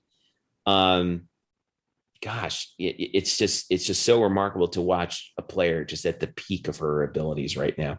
And she still has 1 year of eligibility to go. That's what's the most fun about it. That's amazing. Oh yeah, I misspoke earlier. By the way, she's at 1,806 career kills. So that's so add another 2 to that. So yeah, add another 2. But I looked. She is 345 kills away from Renata Menchikova. So I did some math, including this season. So everything up to this point this season and the shortened 2020 season. The average number of kills that she gets a season is 451.5. Oh my goodness. So if she comes back for another year of eligibility. If she comes back for another year, she has 2,500 career kills like firmly in her sights. Oh yes, exactly, and so I think that honestly, and we don't want to speak too far down the road, but should McKenna Melville come back for another season, I think that could easily be the biggest story of the fall is McKenna's quest to 2,151. I mean, even now, we're seeing a player that again had this many kills since the 90s, and which is insane. And again, rally scoring. So I mean, we can't say this enough that McKenna Melville is an absolute beast. Like McKenna Melville is a grown woman and she is absolutely killing it out there right now. And no pun intended. And so if you guys have not, if you guys have not seen, and the fact that she scored her 10th double against Tulsa. And that means that she has gotten a double in 42% of her matches this season. 42%, 4 out of 10 times double, which is again flat out insane. Like it essentially, I started off, and I'll say this is that if you have not seen McKenna Melville play yet, there's 4 home games left. Go, please. Yeah. Next home match is going to be Veterans Day, November the 11th against Memphis. That's going to start that four game sort of homestand, if you will, for UCF volleyball. So that should be a lot of fun. By the way, we need to talk about individual records right now. NCAA history.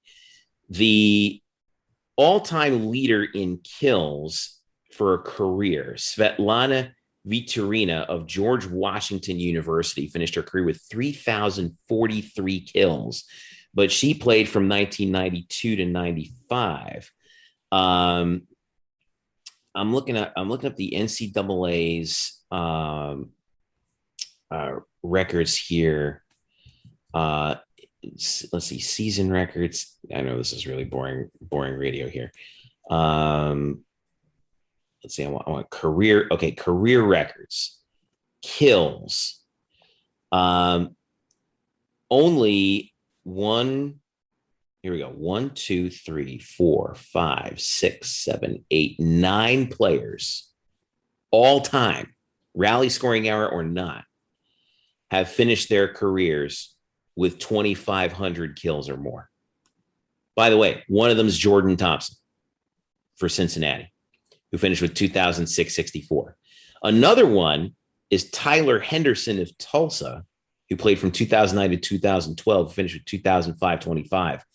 Another player who we were absurdly familiar with when because she back at that time, Tulsa was dominant and Tyler Henderson was their best player. But McKenna Melville could be well on her way to an NCAA, to the highest heights of the NCAA record book in terms of all-time kills. Svetlana Vitorina of George Washington, by the way, the only player with 3,000 kills all time. And of course, that was in the side out scoring era. All time in the rally scoring era, Stacey Gordon of Ohio State, 2001 to 2004, 2,798 kills. She's the leader in that era. But McKenna Melville is approaching rarefied air in terms of the all-time kill leaders. All right, a couple things we've got to wrap up here real quick, Bryson. Tennis. ITA Fall Nationals are underway. Trey Hildebrand of UCF is playing in the singles, and he's playing with his doubles partner, Bogdan Pavel, in the doubles. What's the outlook for that? Because this ITA Fall Nationals out in San Diego, this is a big deal. This is, if the NCAAs are like the Wimbledon of college tennis, this is the U.S. Open, right? So outlook for them right now coming out. I know that Trey's actually playing. We're recording this on Thursday, November the 4th. Trey's playing right now, isn't he? Trey, I believe he will be done by the time that this comes into your feed. I'm thinking he will be done by the time it comes into this feed. We're recording this at about 11:30 ish on Thursday. His match is going to start at 9 a.m. local time in San Diego, California, which is about noon Eastern here. So he's about to start from our perspective. Mm-hmm. So, but by the time you guys hear this, he'll have been done by that point. And he's coming, as far as singles goes, he definitely has the momentum coming into this from being a finalist before. So I am excited to see how he does. The momentum's there. I think he just has to put his game together, and I think he can very much do that. He's definitely the highlight for the men's tennis program this time. Mm-hmm. The big thing, I think, is the doubles tournament with Bogdan Pavel, because they're the number 3 ranked doubles duo in the country. Right. The thing is that they haven't really been showing it lately. They have gone out a bit earlier in tournaments than I think they should be. And so I think that it's fall tennis, maybe they might be just working on some stuff, trying some stuff out. But as far as this, a deep run from them, I would very much like to see, because I think that could very much ease a little bit of, I guess, from the outside looking in, some worries about this duo, because they're a really good duo. They just haven't really been showing it with not so deep tournament runs over this fall schedule. Mm-hmm. So I think the doubles tournament will be the thing to really keep an eye on. But all the best to Hildebrand in the singles draw, because the momentum's there, and so I think that he could have a very good tournament. A couple other things we want to wrap up here to Bryson: cross country and women's golf as well. So cross country competed in the American Championships to wrap up the cross country season, and we're going to get ready for track and field right around the corner as we approach the spring. They finished 7th in the American as a team, but Valerie Lastra was second team all conference. She finished 8th overall, 2139.9 in those results. So what was the outlook on this too, Bryce? I get the feeling like I think UCF was probably a little bit disappointed in how they finished in the conference rankings. But then again, in Lakeland, tough course. Sometimes it's just the way that day works out, though. Yeah, I get into this with Anne-Marie Blaney, which you can see on the Black Gold Banneret YouTube channel, and it's also linked on my nightcap as well. But she sort of actually praised the team for managing to stick pretty close together, which is something you want to do in cross country. You have your individuals like Valerie Lastra or Yasmin Wright, who's going for the individual championship, and that's fine. But for most of it, cross country is mostly a team sport that you want to try to stay kind of close together with, and that's something that UCF did do. It's just the problem is that it was farther behind than it really should have been. But and I have to emphasize this is still a very young team. So I think there's very much room for improvement here. There's still some promise. They weren't dead last, so which is good. And there's room for improvement. And as far as for Valerie Lastra, she's just a freshman herself, or credited as one, because COVID has messed everything up in terms of eligibility and labels. So, but basically, she said that 8 is a very good position for a freshman like Valerie Lastra to have. Watching the stream, she was in the lead pack actually for about maybe the first 6-7 minutes, but then she had to fall back a little bit. And Blaney did praise how she was able to hang on for that 8th place finish, because even though the lead pack was creating separation on her, she still managed to get that top 10, which is really good, especially for a freshman. Yeah. So all congratulations in the world go to Yasmin Wright, by the way, who was the individual champion from Wichita State. But with her and all the other seniors leaving, it just opens the door for Lastra to improve come next season. And I'm very excited to see where she goes. We talked about her on the show before, and I think she has the potential to be another Anne-Marie Blaney as far as cross country goes. But we still have a long way to go when it comes to that. So I'm very optimistic about this team, And while it's not the best, I think that with this team's youth, I'm very interested to see what they can do moving forward. They have the South Regional in Huntsville, Alabama, coming up on November 12th, Friday, November 12th.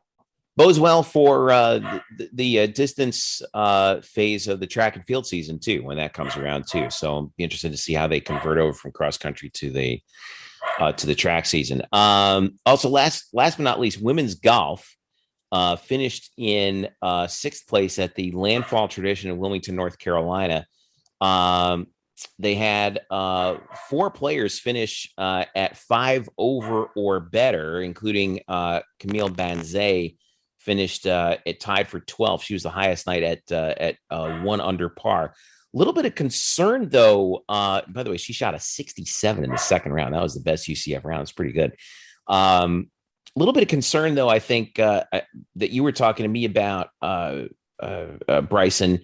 Pat Pidden did not finish the third round. Is usually, one of UCF's top competitors. Do we have any word on why that happened? I got word that she did withdraw because of an injury, and considering her performances in the first 2 rounds, I have to wonder if she was trying to play through it. And because she shot 74, 76 in the first 2 rounds, which, I mean, shoot, I'd love to shoot 74 and 76 in the first 2 rounds, if anything, but uncharacteristic for her. Yes. Oh, yes, for sure. So there wasn't specification on what the injury was, but I wish Tenrata Pidden all the best in her recovery from that. The good news is that she'll have a lot of time to do it, because this was the last tournament of the women's golf fall schedule. Right. They're going to be back on February 6th, where they're hosting the UCF Challenge at Eagle Creek Golf Club. But as far as this goes, solid fall season from the women's golf. Tenrata Pidden, especially. I would also say this was a fairly good redemption for Alyssa Lamoureux. Yep. She shot her first 2 rounds very well. The third round, not so much, but sometimes you have bad days. So solid redemption from her. And then also, I've been very interested to see the rise of Zoe Allo, the freshman on the team, because she's had a very solid fall. Yeah. So very consistent out there. That she went 74, 73, 72, finished at +3. Yes. So being, again, I've always loved seeing freshmen and if they manage to do very well in their first season as a collegiate athlete, and Zoe Allo is doing that right now. So I'm very intrigued to see what she will do in the spring schedule. But of course, Tenrata Pidden is the headliner for this team. So I wish her all the best in her recovery from whatever injury she is going through, but she will have plenty of time to recover before February. So we will see how that goes once we get there. All right, cool. Bryson Turner talking with us about UCF sports all around the place, from volleyball to soccer to golf. Make sure you keep an eye out for Nightcap at the beginning of the week, every week, where Bryson recaps the latest in UCF sports from around we call them Olympic sports, but I kind of don't like that term. Because it's like non-football, I don't know. There's just something about that I don't like. It takes away the identity from these sports. But we know that the fans, like to keep updated on everything. And Bryson's your guy. It's Bryson Turner on Twitter. All right, that's going to do it for us here on the Black and Gold Banneret Podcast. Thanks again to Stat Boy Drew for joining us. Andrew Glukov, Stat Boy Drew on Twitter, and also thanks and welcome aboard to Kyle Nash, the SOTG, which stands for Student of the Game, on Twitter. He's going to be joining us and doing a lot of stuff with basketball and maybe helping us out with football coverage. Who knows? Also, Bryson Noah Goldberg with photography. Right. And yes, and huge thanks to Noah, who's come on board and helped us out with photography alongside Derek Warden. I love the work that those guys do. I mean, it's amazing. They just step up our content so much better every time out. So thanks to those guys. If you don't follow us on Twitter, make sure you do. UCF_Banneret. By the way, new feature out. Twitter is allowing me to pilot a new feature called Communities, where you can actually create. It's kind of like the way I kind of described it is like if Twitter had subreddits, this is what that would be. And if you're a member of our UCF sports community on Twitter, you can invite some of your UCF friends to join along. I know that a lot of people have been asking me to try and get in. I'm trying to get to those invitations as quickly as I can. There's a lot of people who want to join in. Okay, but I'm trying to get to them. But thanks to everyone who's joined. Really excited to see that. You're going to see a lot of premium, hopefully seeing some relatively premium content from us at Black and Gold Banneret up there. Follow us, UCF_Banneret, for all the latest. Also follow Facebook.com/Black and Gold Banneret. And of course, we are always at blackandgoldbanneret.com, your home for UCF sports on the web, part of the SB Nation network. If you subscribe to this podcast, we thank you so much. Make sure you tell a UCF friend, leave a rating, as well as a comment wherever you listen to your podcast. If you do not subscribe, please do. We are on Apple Podcasts. We are also on Spotify or wherever you get your podcasts if you're on an Android device. And that will mention our YouTube channel. Not to mention our YouTube channel, which is also blowing up. And also just recently added. Okay. Don't forget, we're going to have night shift after the homecoming game. As soon as that concludes, and that will be available on our Twitter, Facebook, and YouTube feeds. Make sure you subscribe to us on YouTube. And also we're putting that up as a podcast as well the day after the game. So make sure you subscribe to our feed, Black and Gold Banneret, for all the latest on that and more. So for Drew Glukov, for Kyle Nash, for Bryson Turner, I'm Jeff Sharon saying thank you so much for listening. This has been the Black and Gold Banneret Podcast. Happy homecoming!